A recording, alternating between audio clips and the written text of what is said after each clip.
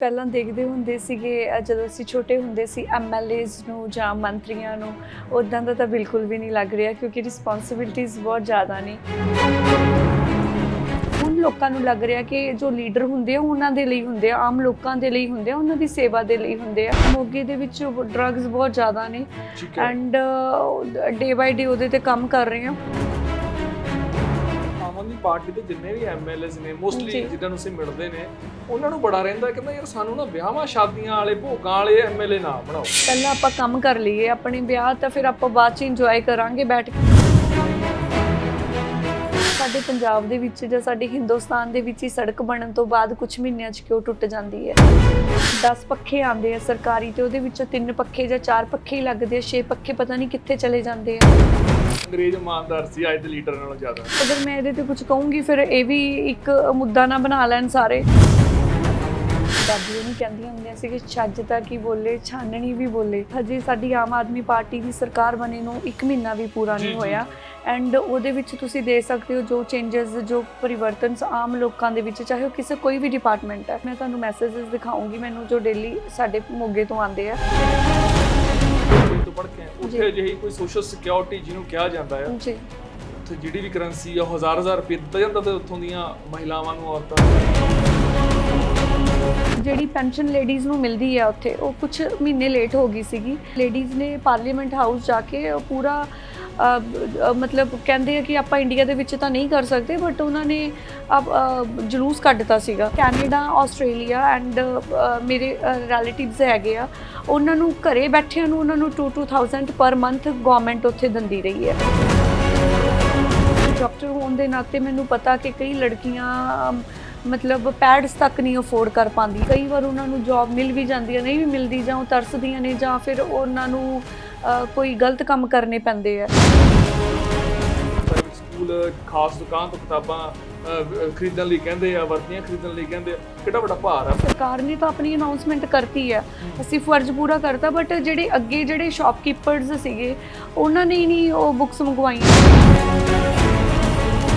ਵੱਡੇ ਵੱਡੇ ਬੁੱਤ ਬਣਾਉਂਦੇ ਆ, ਉਹਨਾਂ ਨੂੰ ਬਚਾ ਕੇ ਅਗਰ ਅਸੀਂ ਪੈਸਿਆਂ ਨੂੰ ਸੇਵ ਕਰਕੇ ਮੈਡੀਕਲ ਕਾਲਜ ਬਣਾਈਏ। ਤੁਹਾਡੀ ਸਰਕਾਰ ਨੇ ਬੁੱਤ ਲਾਉਣ ਦਾ ਐਲਾਨ ਕੀਤਾ। ਹਾਂਜੀ, ਅਜੇ ਤਾਂ ਸਾਨੂੰ ਗਰੁੱਪਸ ਦੇ ਨੇਮ ਵੀ ਨਹੀਂ ਪਤਾ ਹੈਗੇ ਕਿ ਕਿਹੜੇ ਕਿਹੜੇ ਗਰੁੱਪ ਹੈ ਗੈਂਗਸਟਰ ਦੇ।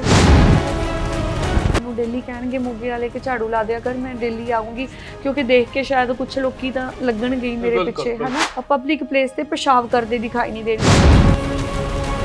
ਮੈਂ ਪੰਜਾਬ ਨੂੰ ਕਦੇ ਵੀ ਇਹ ਨਹੀਂ ਸੋਚਦੀ ਕਿ ਪੰਜਾਬ ਦੇ ਉੱਤੇ 3,00,000 ਕਰੋੜ ਰੁਪਏ ਦਾ ਕਰਜ਼ਾ ਹੈ ਕਿਉਂਕਿ ਅਸੀਂ ਉਸ ਕੌਮ ਦੇ ਵਿੱਚੋਂ ਆਉਂਦੇ ਹਾਂ ਪੰਜਾਬੀ ਕਿ ਜੋ ਜਿੱਥੇ ਵੀ ਦੁਨੀਆ ਦੇ ਵਿੱਚ ਬੈਠ ਜਾਈਏ ਅਸੀਂ ਪੂਰੀ ਦੁਨੀਆ ਨੂੰ ਲੰਗਰ ਛਕਾ ਸਕਦੇ ਹਾਂ। ਵਿਧਾਇਕ ਬਣ ਕੇ 25 ਦਿਨਾਂ ਦੇ ਵਿੱਚ ਤੁਹਾਨੂੰ ਪਤਾ ਲੱਗਿਆ ਵੀ ਕੀ ਗਵਾਇਆ, ਮਿਸ ਕੀ ਕਰ ਰਹੇ। ਕਿਤੇ ਨਾ ਕਿਤੇ ਪਰਸਨਲ ਲਾਈਫ ਜਿਹੜੀ ਹੈਗੀ ਆ ਉਹ ਇੱਕ ਕਹਿੰਦੇ ਆ ਨਾ ਕਿ ਉਹ ਸਮਰਪਿਤ ਹੋ ਗਈ ਹੈ ਸਾਰੇ ਮੋਗੇ ਨਿਵਾਸੀਆਂ ਦੇ ਲਈ। ਸਤਿ ਸ਼੍ਰੀ ਅਕਾਲ, ਤੁਸੀਂ ਦੇਖ ਰਹੇ ਹੋ ਰੋਜ਼ਾਨਾ ਸਪੋਕਸਮੈਨ ਟੀਵੀ ਤੇ ਮੈਂ ਹਾਂ ਸੁਰਖਾਬ। ਦੋਸਤੋ, ਜਦੋਂ ਚੋਣਾਂ ਸੀ ਪੰਜਾਬ 'ਚ 2022 ਵਿਧਾਨ ਸਭਾ ਦੀਆਂ ਤਾਂ ਸਾਰਿਆਂ ਨੇ ਉਮੀਦਾਂ ਪੰਜਾਬ ਦੀਆਂ ਬੀਬੀਆਂ ਤੋਂ, ਔਰਤਾਂ ਤੋਂ ਲਾਈਆਂ। ਪੰਜਾਬ ਦੀਆਂ ਔਰਤਾਂ ਲਈ ਐਲਾਨ ਵੀ ਕਈ ਤਰ੍ਹਾਂ ਦੇ ਵੱਖਰੇ ਵੱਖਰੇ ਹੁੰਦੇ ਰਹੇ ਕਿਉਂਕਿ ਸਰਕਾਰ ਨੂੰ ਜਾਂ ਪਾਰਟੀਆਂ ਨੂੰ ਇਹ ਪਤਾ ਲੱਗ ਗਿਆ ਸੀ ਕਿ ਐਤਕੀ ਸਰਕਾਰ ਆ ਉਹ ਬੀਬੀਆਂ ਬਣਾਉਣ 'ਚ ਸਮਰੱਥ ਹੋਣਗੀਆਂ। ਬੀਬੀਆਂ ਨੇ ਵੋਟਾਂ ਵੱਧ ਚੜ ਕੇ ਪਾਈਆਂ ਤੇ ਵੱਡੀ ਗੱਲ ਹੈ ਕਿ ਬੀਬੀਆਂ ਨੇ ਬੀਬੀਆਂ ਨੂੰ ਹੀ ਯਾਨੀ ਕਿ ਔਰਤਾਂ ਨੂੰ ਹੀ ਜਿਹੜਾ ਕਿ ਵਿਧਾਨ ਸਭਾ ਦੇ ਵਿੱਚ ਵੱਡੀ ਗਿਣਤੀ ਵਿੱਚ ਭੇਜਿਆ। ਤੇ ਮੇਰੇ ਨਾਲ ਮੋਗਾ ਦੀ ਧੀ, ਅਸੀਂ ਕਹਿ ਦਈਏ ਮੋਗਾ ਤੋਂ ਜੋ ਵਿਧਾਇਕ ਨੇ ਆਮ ਆਦਮੀ ਪਾਰਟੀ ਦੇ, ਡਾਕਟਰ ਅਮਨਦੀਪ ਕੌਰ ਨੇ। ਮੈਮ ਸਤਿ ਸ਼੍ਰੀ ਅਕਾਲ ਜੀ। ਸਤਿ ਸ਼੍ਰੀ ਅਕਾਲ ਵੀਰ ਜੀ। ਉਹ ਕਿਵੇਂ ਦਾ ਲੱਗ ਰਿਹਾ ਜੀ ਵਿਧਾਨ ਸਭਾ ਜਾ ਕੇ, ਵਿਧਾਇਕ ਬਣ ਕੇ, ਲੋਕਾਂ ਦੇ ਵਿੱਚ ਵਿਚਰ ਕੇ? ਵੀ ਜੀ, ਇਸ ਵਾਰ ਜੋ ਪੰਜਾਬੀਆਂ ਨੇ ਜਿੰਨਾ ਪਿਆਰ ਸਤਿਕਾਰ ਆਮ ਆਦਮੀ ਪਾਰਟੀ ਤੇ ਭਰੋਸਾ ਜਤਾਇਆ ਹੈ, ਸੋ ਜਿਸ ਤਰ੍ਹਾਂ ਅਸੀਂ ਪਹਿਲਾਂ ਦੇਖਦੇ ਹੁੰਦੇ ਸੀਗੇ ਜਦੋਂ ਅਸੀਂ ਛੋਟੇ ਹੁੰਦੇ ਸੀ ਐਮਐਲਏਜ਼ ਨੂੰ ਜਾਂ ਮੰਤਰੀਆਂ ਨੂੰ, ਉੱਦਾਂ ਦਾ ਤਾਂ ਬਿਲਕੁਲ ਵੀ ਨਹੀਂ ਲੱਗ ਰਿਹਾ ਕਿਉਂਕਿ ਰਿਸਪੌਂਸਿਬਿਲਟੀਜ਼ ਬਹੁਤ ਜ਼ਿਆਦਾ ਨੇ ਐਂਡ ਬਹੁਤ ਹਾਰਡ ਵਰਕ ਕਰਨਾ ਪੈ ਰਿਹਾ ਐਂਡ ਤਾਂ ਕਿ ਲੋਕਾਂ ਦੀਆਂ ਜੋ ਪਿਆਰ, ਜੋ ਸਤਿਕਾਰ ਜਾਂ ਲੋਕਾਂ ਦੀਆਂ ਜੋ ਉਮੀਦਾਂ ਨੇ ਉਹਨਾਂ 'ਤੇ ਕੰਮ ਕਰਦੇ ਹਾਂ। ਐਂਡ ਸਵੇਰ ਤੋਂ ਲੈ ਕੇ ਰਾਤ ਹੋ ਜਾਂਦੀ ਹੈ ਜੀ, ਕੰਮ ਕਰਦਿਆਂ ਨੂੰ, ਮਸਲੇ ਸੁਣਦਿਆਂ ਨੂੰ, ਪਿੰਡ ਜਾਂ ਸ਼ਹਿਰ ਦੇ ਵਾਸੀਆਂ ਦੇ ਨਾਲ। ਸੋ ਲੋਕੀ ਵੀ ਬਹੁਤ ਪਿਆਰ ਦੇ ਰਹੇ ਆ, ਪਹਿਲਾਂ ਵੀ ਬਹੁਤ ਪਿਆਰ ਦਿੱਤਾ, ਕਿਉਂਕਿ ਇੰਨੀ ਵੱਡੀ ਲੀਡਸ ਤੇ ਜੋ ਇਸ ਵਾਰ ਪੰਜਾਬੀਆਂ ਨੇ ਆਮ ਆਦਮੀ ਪਾਰਟੀ ਦੇ ਵਿਧਾਇਕਾਂ ਨੂੰ ਜਿਤਾ ਕੇ ਵਿਧਾਨ ਸਭਾ 'ਚ ਭੇਜਿਆ। ਸੋ ਉਨਾ ਹੀ ਪਿਆਰ ਉਹ ਹੁਣ ਵੀ ਦੇ ਰਹੇ ਆ। ਐਂਡ ਲੋਕੀ ਕਹਿ ਰਹੇ ਆ ਕਿ ਹੁਣ ਲੱਗ ਰਿਹਾ ਕਿ ਅੱਛਾ, ਅਸੀਂ ਤਾਂ ਪਹਿਲਾਂ MLA ਨੂੰ ਮਿਲ ਹੀ ਨਹੀਂ ਸੀ ਸਕਦੇ, ਅਸੀਂ ਤਾਂ MLA ਨੂੰ, ਸਾਡੇ ਕੋਲ ਨੰਬਰ ਹੀ ਨਹੀਂ ਸੀ ਹੁੰਦੇ MLAs ਦੇ। ਸੋ ਹੁਣ ਤਾਂ ਕਿਸੇ ਦੇ ਲਾਈਟ ਚਲੀ ਜਾਂਦੀ ਹੈ, ਰਾਤੀ 12 ਵਜੇ ਕਾਲ ਕਰਦੇ ਆ ਕਿ ਲਾਈਟ ਚਲੀ ਗਈ ਹੈ ਜੀ ਸਾਡੇ, ਐਂਡ ਲਾਈਟ ਸਾਡੀ ਸਫਾਈ ਨਹੀਂ ਹੋਈ ਜੀ, ਸਫਾਈ ਕਰਵਾ ਦਿਓ। ਸੋ ਇਹੋ ਜਿਹੀਆਂ ਉਮੀਦਾਂ ਜੋ ਦੇਖੋ ਹੁਣ ਲੋਕਾਂ ਨੂੰ ਲੱਗ ਰਿਹਾ ਕਿ ਜੋ ਲੀਡਰ ਹੁੰਦੇ ਆ ਉਹਨਾਂ ਦੇ ਲਈ ਹੁੰਦੇ ਆ, ਆਮ ਲੋਕਾਂ ਦੇ ਲਈ ਹੁੰਦੇ ਆ, ਉਹਨਾਂ ਦੀ ਸੇਵਾ ਦੇ ਲਈ ਹੁੰਦੇ ਆ। ਸੋ ਹੁਣ ਸਾਰੇ ਇੰਨੇ ਖੁਸ਼ ਆ, ਉਹਨਾਂ ਨੂੰ ਲੱਗਦਾ ਕਿ ਸਾਡਾ ਆਪਣਾ ਕੋਈ ਲੀਡਰ, ਆਮ ਇਨਸਾਨ ਜਿਹਦੇ ਕੋਲ ਅਸੀਂ ਜਾ ਸਕਦੇ ਹਾਂ, ਜੋ ਸਾਡੇ ਘਰਾਂ ਦੇ ਵਿੱਚ ਆਉਂਦੇ ਆ, ਜੋ ਸਾਡੀਆਂ ਮੁਸੀਬਤਾਂ ਸੁਣਨ ਦੇ ਲਈ ਉਹਨਾਂ ਨੂੰ ਅਸੀਂ ਗਲੀ ਮੁਹੱਲੇ ਬੁਲਾ ਸਕਦੇ ਹਾਂ। ਸੋ ਇੱਕ ਬਹੁਤ ਵੱਡੀ ਰਿਸਪੌਂਸਿਬਿਲਿਟੀ ਹੈ ਐਂਡ ਨਿਭਾ ਰਹੇ ਹਾਂ ਜੀ, ਨਿਭਾ ਰਹੇ ਹਾਂ। ਅੱਛਾ ਅਮਨਦੀਪ ਜੀ, ਚੋਣ ਪ੍ਰਚਾਰ ਕਰਨਾ ਸੌਖਾ ਲੱਗਦਾ ਸੀ ਕਿ ਹੁਣ ਜਿੱਤ ਕੇ ਜ਼ਿੰਮੇਵਾਰੀਆਂ ਵੱਡੀਆਂ ਹੋ ਗਈਆਂ, ਹੁਣ ਲੋਕਾਂ 'ਚ ਵਿਚਰਨਾ ਜ਼ਿਆਦਾ ਸੌਖਾ ਲੱਗਦਾ? ਦੇਖੋ ਜੀ, ਚੋਣ ਪ੍ਰਚਾਰ ਕਰਨਾ ਵੀ ਬਹੁਤ ਮਿਹਨਤ ਕਰ ਰਹੇ ਸੀਗੇ, ਐਂਡ ਹੁਣ ਜਿਹੜਾ ਹੈਗਾ ਜ਼ਿਆਦਾ ਜਿਹੜੀ ਹੈਗੀ ਹੈ, ਉਦੋਂ ਸਿਰਫ ਅਸੀਂ ਪਾਰਟੀ ਦੇ ਕੰਮ ਦੱਸ ਰਹੇ ਸੀ ਲੋਕਾਂ ਨੂੰ। ਹੁਣ ਇਹ ਆ ਕਿ ਮੈਨੂੰ ਤਾਂ ਕੋਈ ਫਰਕ ਲੱਗ ਹੀ ਨਹੀਂ ਰਿਹਾ, ਰਿਸਪੌਂਸਿਬਿਲਿਟੀਜ਼ ਜ਼ਿਆਦਾ ਹੋ ਗਈਆਂ। ਕਿਉਂਕਿ ਪਹਿਲਾਂ ਸਿਰਫ ਸੀਗਾ ਕਿ ਤੁਸੀਂ ਮੀਟਿੰਗਸ ਲੈਣੀਆਂ ਸੀ, ਡੋਰ ਟੂ ਡੋਰ ਜਾਣਾ ਸੀ, ਲੋਕਾਂ ਨੂੰ ਆਪਣੀ ਪਾਰਟੀ ਬਾਰੇ ਜਾਣੂ ਕਰਵਾਉਣਾ ਸੀਗਾ, ਉਹਨਾਂ ਨੂੰ ਸਾਡੀ ਆਈਡੀਓਲੋਜੀ ਕੀ ਆ ਉਹ ਦੱਸਣਾ ਸੀਗਾ।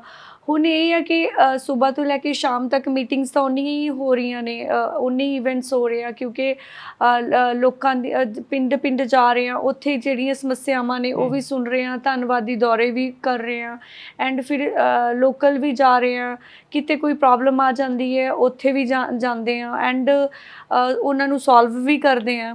ਸੋ ਜਿਹੜੀ ਆਈ ਥਿੰਕ ਕਿ ਹੁਣ ਵਾਲੀ ਜਰਨੀ ਹੈ ਉਹ ਕੈਂਪੇਨ ਦੇ ਨਾਲੋਂ ਥੋੜੀ ਟਫ ਹੈ। ਲੋਕਾਂ ਦੀ ਸਮੱਸਿਆਵਾਂ ਕੀ ਨੇ? ਮੋਗਾ ਦੀ ਗੱਲ ਕਰ ਲਈਏ ਤਾਂ ਮੋਗਾ 'ਚ ਬਹੁਤ ਜਿਹੜੀਆਂ ਹੈਗੀਆਂ ਨੇ ਜੀ, ਪ੍ਰੋਬਲਮਸ ਬਹੁਤ ਜ਼ਿਆਦਾ ਨੇ ਸਾਡੇ ਮੋਗੇ ਦੇ ਵਿੱਚ। ਮੋਗੇ ਦੀ ਜਿਹੜੀ ਮੇਨ ਸਮੱਸਿਆ ਉਹ ਡਰੱਗਸ ਵੀ ਕਹਿ ਲਈਏ ਇੱਕ, ਕਿਉਂਕਿ ਮੋਗਾ ਜਿਹੜਾ ਸਿਟੀ ਹੈਗਾ ਪੰਜਾਬ ਦੇ ਵਿੱਚ, ਬਾਰਡਰ ਏਰੀਆਜ਼ ਤੇ ਜਿਸ ਤਰ੍ਹਾਂ ਹੋ ਗਏ, ਸਿਟੀਜ਼ ਹੋ ਗਏ, ਤਰਨ ਤਾਰਨ ਹੋ ਗਿਆ, ਜਾਂ ਸਾਡੇ ਬਾਰਡਰ ਏਰੀਆਜ਼ ਹੋ ਗਏ, ਫਿਰੋਜ਼ਪੁਰ ਹੋ ਗਿਆ, ਜਾਂ ਫਿਰ ਹੋਰ ਤਰਨ ਤਾਰਨ ਵਾਲੀ ਸਾਈਡ ਲਗਾ ਲਓ ਤੁਸੀਂ, ਖਡੂਰ ਸਾਹਿਬ, ਉੱਦਾਂ ਦੇ ਏਰੀਆਜ਼ ਦੇ ਇਹ ਬਾਰਡਰ ਏਰੀਆ ਨੀਗਾ, ਬਟ ਸਟਿਲ ਮੋਗਾ ਨੂੰ ਉਸ ਤਰ੍ਹਾਂ ਹੀ ਕਾਊਂਟ ਕੀਤਾ ਜਾਂਦਾ ਜਿਸ ਤਰ੍ਹਾਂ ਉਹਨਾਂ ਏਰੀਆਜ਼ ਦੇ ਵਿੱਚ ਡਰੱਗਸ ਹੈ। ਯਾਨੀ ਕਿ ਉਹਨਾਂ ਏਰੀਆ ਤੁਸੀਂ ਕਹਿੰਦੇ ਹੋ ਨਸ਼ਾ ਆ ਜਾਂਦਾ ਹੈ ਜੀ, ਐਂਡ ਮੋਗੇ ਦੇ ਵਿੱਚ ਡਰੱਗਸ ਬਹੁਤ ਜ਼ਿਆਦਾ ਨੇ, ਐਂਡ ਡੇ ਬਾਈ ਡੇ ਉਹਦੇ ਤੇ ਕੰਮ ਕਰ ਰਹੇ ਹਾਂ। ਐਂਡ ਮੋਗਾ ਦੇ ਵਿੱਚ ਅਗਰ ਅਸੀਂ ਗੱਲ ਕਰੀਏ, ਪਿਛਲੇ 10-15 ਸਾਲਾਂ ਤੋਂ ਸਾਡੇ ਮੋਗਾ ਦੀ ਕੋਈ ਜ਼ਿਆਦਾ ਖਾਸ ਡਿਵੈਲਪਮੈਂਟ ਹੋਈ ਨਹੀਂ ਗੀ। ਸੀਵਰੇਜ ਦੀ ਬਹੁਤ ਵੱਡੀ ਪ੍ਰੋਬਲਮ ਹੈ, ਅੱਜ ਵੀ ਸੀਵਰੇਜ ਦੀ ਬਹੁਤ ਦਿੱਕਤਾਂ ਤੋਂ ਸਾਹਮਣਾ ਕਰਨਾ ਪੈ ਰਿਹਾ। ਅਸੀਂ ਸਟਾਰਟ ਕਰਵਾ ਰਹੇ ਹਾਂ, ਜਿਹੜੀਆਂ ਪਾਈਪਸ ਹੈਗੀਆਂ ਨੇ ਸੀਵਰੇਜ ਦੀਆਂ ਉਹ ਥੋੜ੍ਹੀਆਂ ਅਸੀਂ ਚੌੜੀਆਂ ਪਾਈਏ ਤਾਂ ਕਿ ਡੇ ਬਾਈ ਡੇ ਜਿਹੜੀ ਪ੍ਰੋਬਲਮ ਨੂੰ ਸੋਲਵ ਕੀਤਾ ਜਾ ਸਕੇ। ਐਂਡ ਅਵਾਰਾ ਪਸ਼ੂਆਂ ਦੀ ਬਹੁਤ ਪ੍ਰੋਬਲਮ ਹੈ ਮੋਗਾ। ਸਾਡੀ ਸਿਵਲ ਹਸਪੀਟਲ ਸਿਟੀ ਸਕੈਨ ਹੈ ਨਹੀਂ ਸੀਗੀ, ਉਹ ਜਲਦੀ ਵਿਦਿਨ ਫਿਊ ਡੇਜ਼ ਸਟਾਰਟ ਕਰ ਦਿਆਂਗੇ ਅਸੀਂ, 23 ਤੋਂ ਹੋਣੀ ਸਟਾਰਟ ਹੋ ਜਾਏਗੀ। ਐਂਡ ਉਸ ਤੋਂ ਬਾਅਦ ਸਾਡੇ ਕੋਈ ਗਵਰਨਮੈਂਟ, ਸਾਡੇ ਮੋਗਾ ਦੇ ਵਿੱਚ ਕੋਈ ਯੂਨੀਵਰਸਿਟੀ ਹੈ ਨਹੀਂ ਸੀਗੀ। ਸੋ ਇਹਨਾਂ ਸਾਰੀਆਂ ਚੀਜ਼ਾਂ ਤੇ ਮੁਹੱਲਾ ਕਲੀਨਿਕਸ ਵੀ ਬਣਨੀਆਂ ਸਟਾਰਟ ਹੋ ਜਾਣਗੀਆਂ ਥੋੜ੍ਹੀ ਦੇਰ ਦੇ ਵਿੱਚ। ਸੋ ਇਹਨਾਂ ਸਾਰੀਆਂ ਚੀਜ਼ਾਂ ਤੇ ਜਿਹੜੀਆਂ ਹੈਗੀਆਂ ਅਸੀਂ ਕੰਮ ਕਰ ਰਹੇ ਹਾਂ। ਐਂਡ ਹੋਰ ਲੋਕਲ ਇਸ਼ੂਜ਼ ਬਹੁਤ ਹੋ ਜਾਂਦੇ ਆ, ਕਿਉਂਕਿ ਕਿਸੇ ਨੇ ਇੰਨੀਆਂ ਸੋਹਣੀਆਂ ਸਾਨੂੰ ਪਾਰਕਸ ਮਿਲੀਆਂ ਹੋਈਆਂ ਨੇ ਇੱਥੇ, ਪਾਰਕ ਦੇ ਵਿੱਚ ਕੋਈ ਪ੍ਰਬੰਧ ਨਹੀਂ ਕੀਤੇ ਗਏ ਸੀਗੇ। ਸੋ ਹਰ ਕੋਈ ਆਪਣੀ ਆਪਣੀ ਜਿਹੜੀ ਹੈਗੀ ਆ ਪ੍ਰੋਬਲਮ ਲੈ ਕੇ ਆਉਂਦੇ ਆ ਕਿ ਇਹ ਪ੍ਰੋਬਲਮ ਹੈ, ਕਿਸੇ ਨੂੰ ਪੀਣ ਵਾਲੇ ਪਾਣੀ ਦੀ ਪ੍ਰੋਬਲਮ ਹੈ। ਸੋ ਇੱਦਾਂ ਦੀਆਂ ਡੇਲੀ ਅਸੀਂ ਨੋਰਮਲ ਲਾਈਫ ਦੇ ਵਿੱਚ ਜਿੱਦਾਂ ਦੀਆਂ ਦਿੱਕਤਾਂ ਦਾ ਸਾਹਮਣਾ ਕਰਦੇ ਹਾਂ, ਉਹ ਆਉਂਦੇ ਆ, ਬੱਚੇ ਆਉਂਦੇ ਆ ਰੋਜ਼ਗਾਰ ਦੇ ਲਈ, ਜੌਬਸ ਦੇ ਲਈ। ਸੋ ਲੋਕ ਆਉਂਦੇ ਨੇ, ਵਿਆਹ ਸ਼ਾਦੀਆਂ ਭੋਗਾਂ ਸਦਾ ਦਿਨ ਆਉਂਦੇ ਨੇ ਲੋਕ। ਮੈਂ ਜੀ ਆਉਂਦੇ ਆ, ਸਾਰੇ ਆਉਂਦੇ ਆ। ਮੈਂ ਉਹਨਾਂ ਨੂੰ ਇਹ ਰਿਕੁਐਸਟ ਕਰਦੀ ਹਾਂ ਕਿ ਆਪਾਂ ਹਜੇ ਥੋੜ੍ਹੇ ਜਿਹੇ ਵਿਆਹ ਵਗੈਰਾ ਆਪਾਂ ਉੱਦਾਂ ਦੀ ਆਦਤਾਂ ਨਾ ਪਾਈਏ। ਸੋ ਤੁਸੀਂ ਆਪਣੇ MLA ਨੂੰ ਕੰਮ ਕਿਹਾ ਕਰੋ, ਕੰਮ ਕਰਵਾ ਲਓ ਮੇਰੇ ਤੋਂ।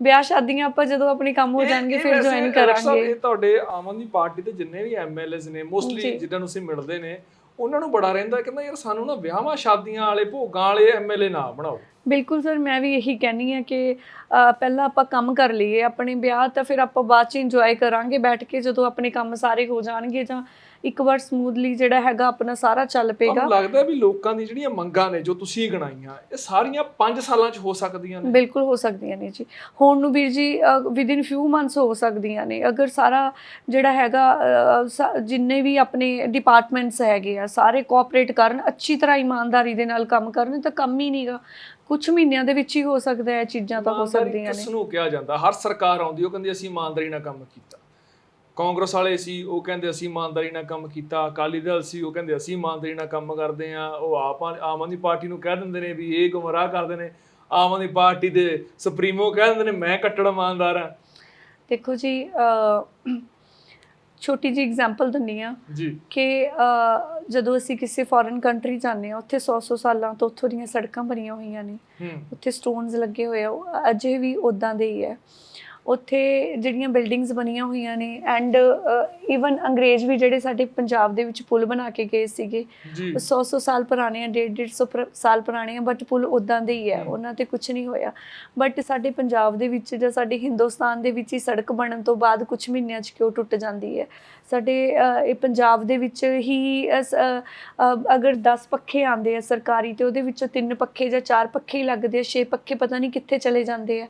ਬੱਚਿਆਂ ਲਈ ਝੂਲੇ ਆਉਂਦੇ ਆ, ਪਾਰਕਾਂ ਲਈ ਗ੍ਰਾਂਟਾਂ ਆਉਂਦੀਆਂ ਨੇ, ਉਹਨਾਂ ਦੇ ਵਿੱਚੋਂ 20 ਝੂਲੇ ਲੱਗਣੇ ਹੁੰਦੇ ਆ ਤੇ ਉਹਦੇ ਵਿੱਚੋਂ 8 ਝੂਲੇ ਹੀ ਲੱਗਦੇ ਆ ਤੇ ਉਹ 12 ਝੂਲੇ ਪਤਾ ਨਹੀਂ ਕਿੱਥੇ ਚਲੇ ਜਾਂਦੇ ਆ। ਹੁਣ ਤਾਂ ਮੈਂ ਕੁਝ ਕਹੂੰਗੀ ਤੁਹਾਡੇ ਇਸ ਜਵਾਬ ਦੇ ਸੰਦਰਭ 'ਚ ਮੈਂ ਇੱਕ ਚੀਜ਼ ਗੱਲ ਕੱਢ ਸਕਦਾ ਵੀ ਅੰਗਰੇਜ਼ ਇਮਾਨਦਾਰ ਸੀ ਅੱਜ ਦੇ ਲੀਡਰ ਨਾਲੋਂ ਜ਼ਿਆਦਾ।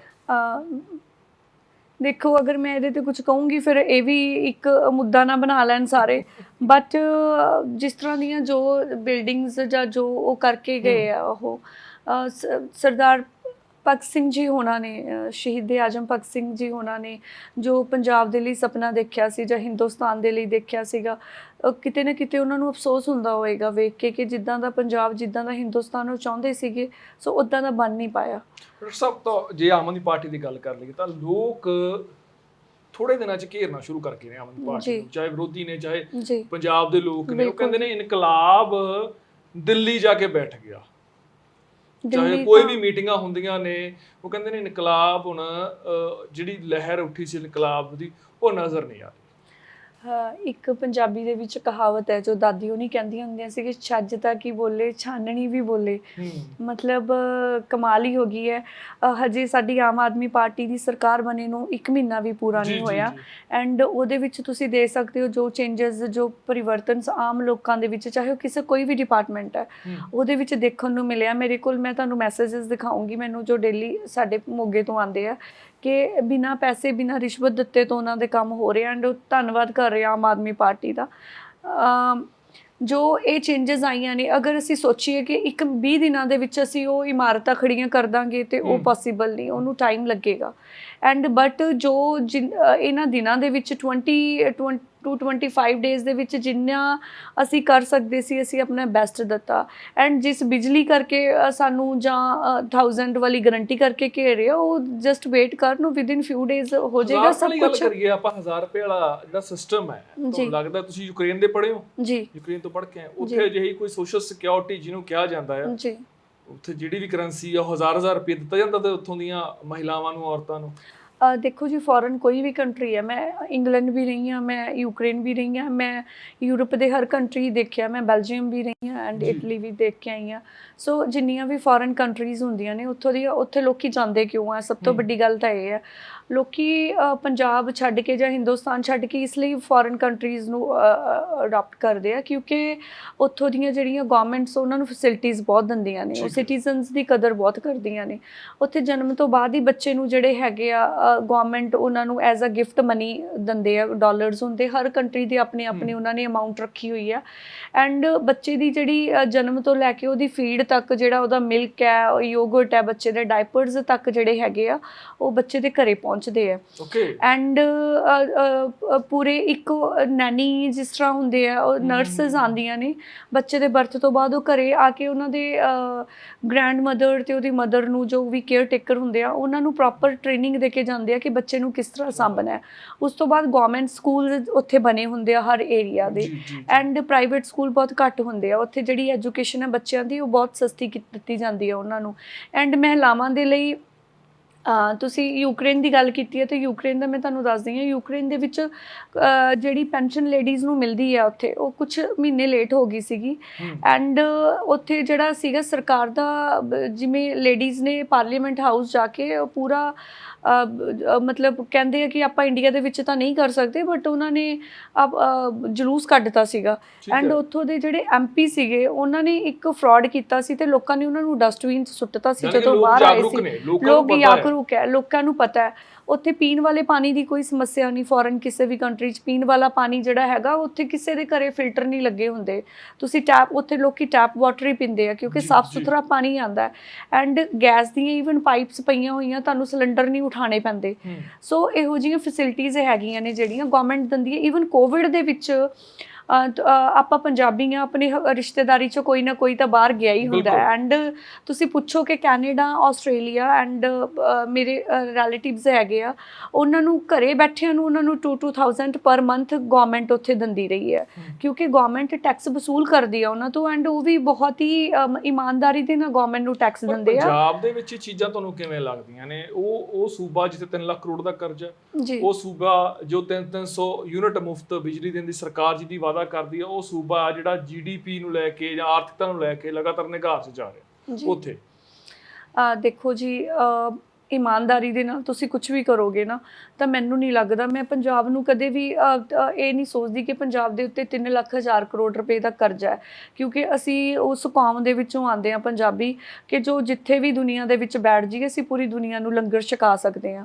ਕਿਉਂਕਿ ਮੈਂ ਬਹੁਤ ਪ੍ਰਾਊਡ ਫੀਲ ਕਰਦੀ ਸੀਗੀ ਬਾਹਰ, ਕਿਉਂਕਿ ਲੋਕੀ ਹਮੇਸ਼ਾ ਕਹਿੰਦੇ ਸੀ, ਈਵਨ UP ਵਾਲੀ ਸਾਈਡ ਤੋਂ ਜਿਹੜੇ ਸਾਡੇ ਨਾਲ ਸਟੂਡੈਂਟ ਸੀਗੇ, ਐਂਡ ਉਹ ਹਮੇਸ਼ਾ ਕਹਿੰਦੇ ਸੀਗੇ ਕਿ ਅਸੀਂ ਹਰ ਕੌਮ ਨੂੰ ਭੀਖ ਮੰਗਦੇ ਦੇਖਿਆ, ਬਟ ਅਸੀਂ ਕਿਸੇ ਪੰਜਾਬੀ ਸਰਦਾਰ ਨੂੰ ਅਸੀਂ ਭੀਖ ਮੰਗਦੇ ਅੱਜ ਤੱਕ ਨਹੀਂ ਦੇਖਿਆ। ਸਰਕਾਰਾਂ ਨੇ ਡਾਕਟਰ ਸਾਹਿਬ ਲਾਤਾ, ਸਰਕਾਰਾਂ ਨੇ, ਅਸੀਂ ਕਹਿ ਦਈਏ ਵੀ 1000 ਰੁਪਿਆ ਜੇ ਅਸੀਂ ਦੇਖੀਏ, ਉਹ ਕਿਤੇ ਨਾ ਕਿਤੇ ਸਾਨੂੰ ਲੱਗਦਾ ਵੀ ਉਹ ਚੀਜ਼ ਹੈ। ਨਹੀਂ, ਉਹ ਚੀਜ਼ ਨਹੀਂ ਗੀ, ਉਹ ਇੱਕ ਰਿਸਪੈਕਟ ਜਿਹੜੀ ਹੈਗੀ ਹੈ। ਦੇਖੋ ਅੱਜ ਵੀਰ ਜੀ, ਅਗਰ ਤੁਸੀਂ 1000 ਵਾਲੀ ਗੱਲ ਤੇ ਲੈ ਕੇ ਆ ਰਹੇ ਹੋ ਮੈਨੂੰ, ਤਾਂ ਮੈਂ ਉਸ ਤੇ ਆਨੀ ਆ। ਐਂਡ ਅਗਰ ਅਸੀਂ ਅੱਜ ਤੁਸੀਂ ਘਰ ਘਰ ਜਾ ਕੇ ਦੇਖੋਗੇ, ਕਈ ਲੜਕੀਆਂ ਇੱਦਾਂ ਦੀਆਂ ਨੇ ਜੋ ਕਾਲਜ ਜਾ ਰਹੀਆਂ ਨੇ, ਜੋ ਸਕੂਲ ਜਾ ਰਹੀਆਂ ਨੇ। ਐਂਡ ਇੱਕ ਡਾਕਟਰ ਹੋਣ ਦੇ ਨਾਤੇ ਮੈਨੂੰ ਪਤਾ ਕਿ ਕਈ ਲੜਕੀਆਂ ਮਤਲਬ ਪੈਡਸ ਤੱਕ ਨਹੀਂ ਅਫੋਰਡ ਕਰ ਪਾਉਂਦੀਆਂ ਕਿਉਂਕਿ ਉਹਨਾਂ ਦੇ ਪੇਰੈਂਟਸ ਕੰਮ ਨਹੀਂ ਕਰਦੇ, ਕਿਸੇ ਦੇ ਫਾਦਰ ਰਿਕਸ਼ਾ ਚਲਾਉਂਦੇ ਆ। ਐਂਡ ਇਹੋ ਜਿਹੇ ਛੋਟੇ ਖਰਚੇ ਦੇ ਲਈ ਉਹਨਾਂ ਨੂੰ ਮਤਲਬ ਕਈ ਵਾਰ ਉਹਨਾਂ ਨੂੰ ਜੌਬ ਮਿਲ ਵੀ ਜਾਂਦੀ ਹੈ, ਨਹੀਂ ਵੀ ਮਿਲਦੀ, ਜਾਂ ਉਹ ਤਰਸਦੀਆਂ ਨੇ, ਜਾਂ ਫਿਰ ਉਹਨਾਂ ਨੂੰ ਕੋਈ ਗਲਤ ਕੰਮ ਕਰਨੇ ਪੈਂਦੇ ਆ।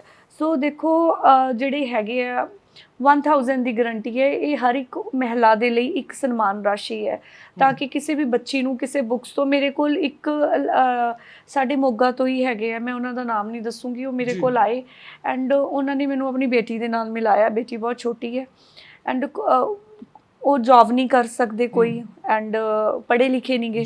ਉਹਨਾਂ ਨੇ ਮੈਨੂੰ ਆ ਕੇ ਪਹਿਲਾਂ ਮੈਨੂੰ ਮਿਲਵਾਇਆ ਆਪਣੀ ਬੇਟੀ ਦੇ ਨਾਲ, ਫਿਰ ਉਹਨਾਂ ਨੇ ਕਿਹਾ ਕਿ ਦੇਖੋ, ਇੱਕ ਫਾਦਰ ਲਈ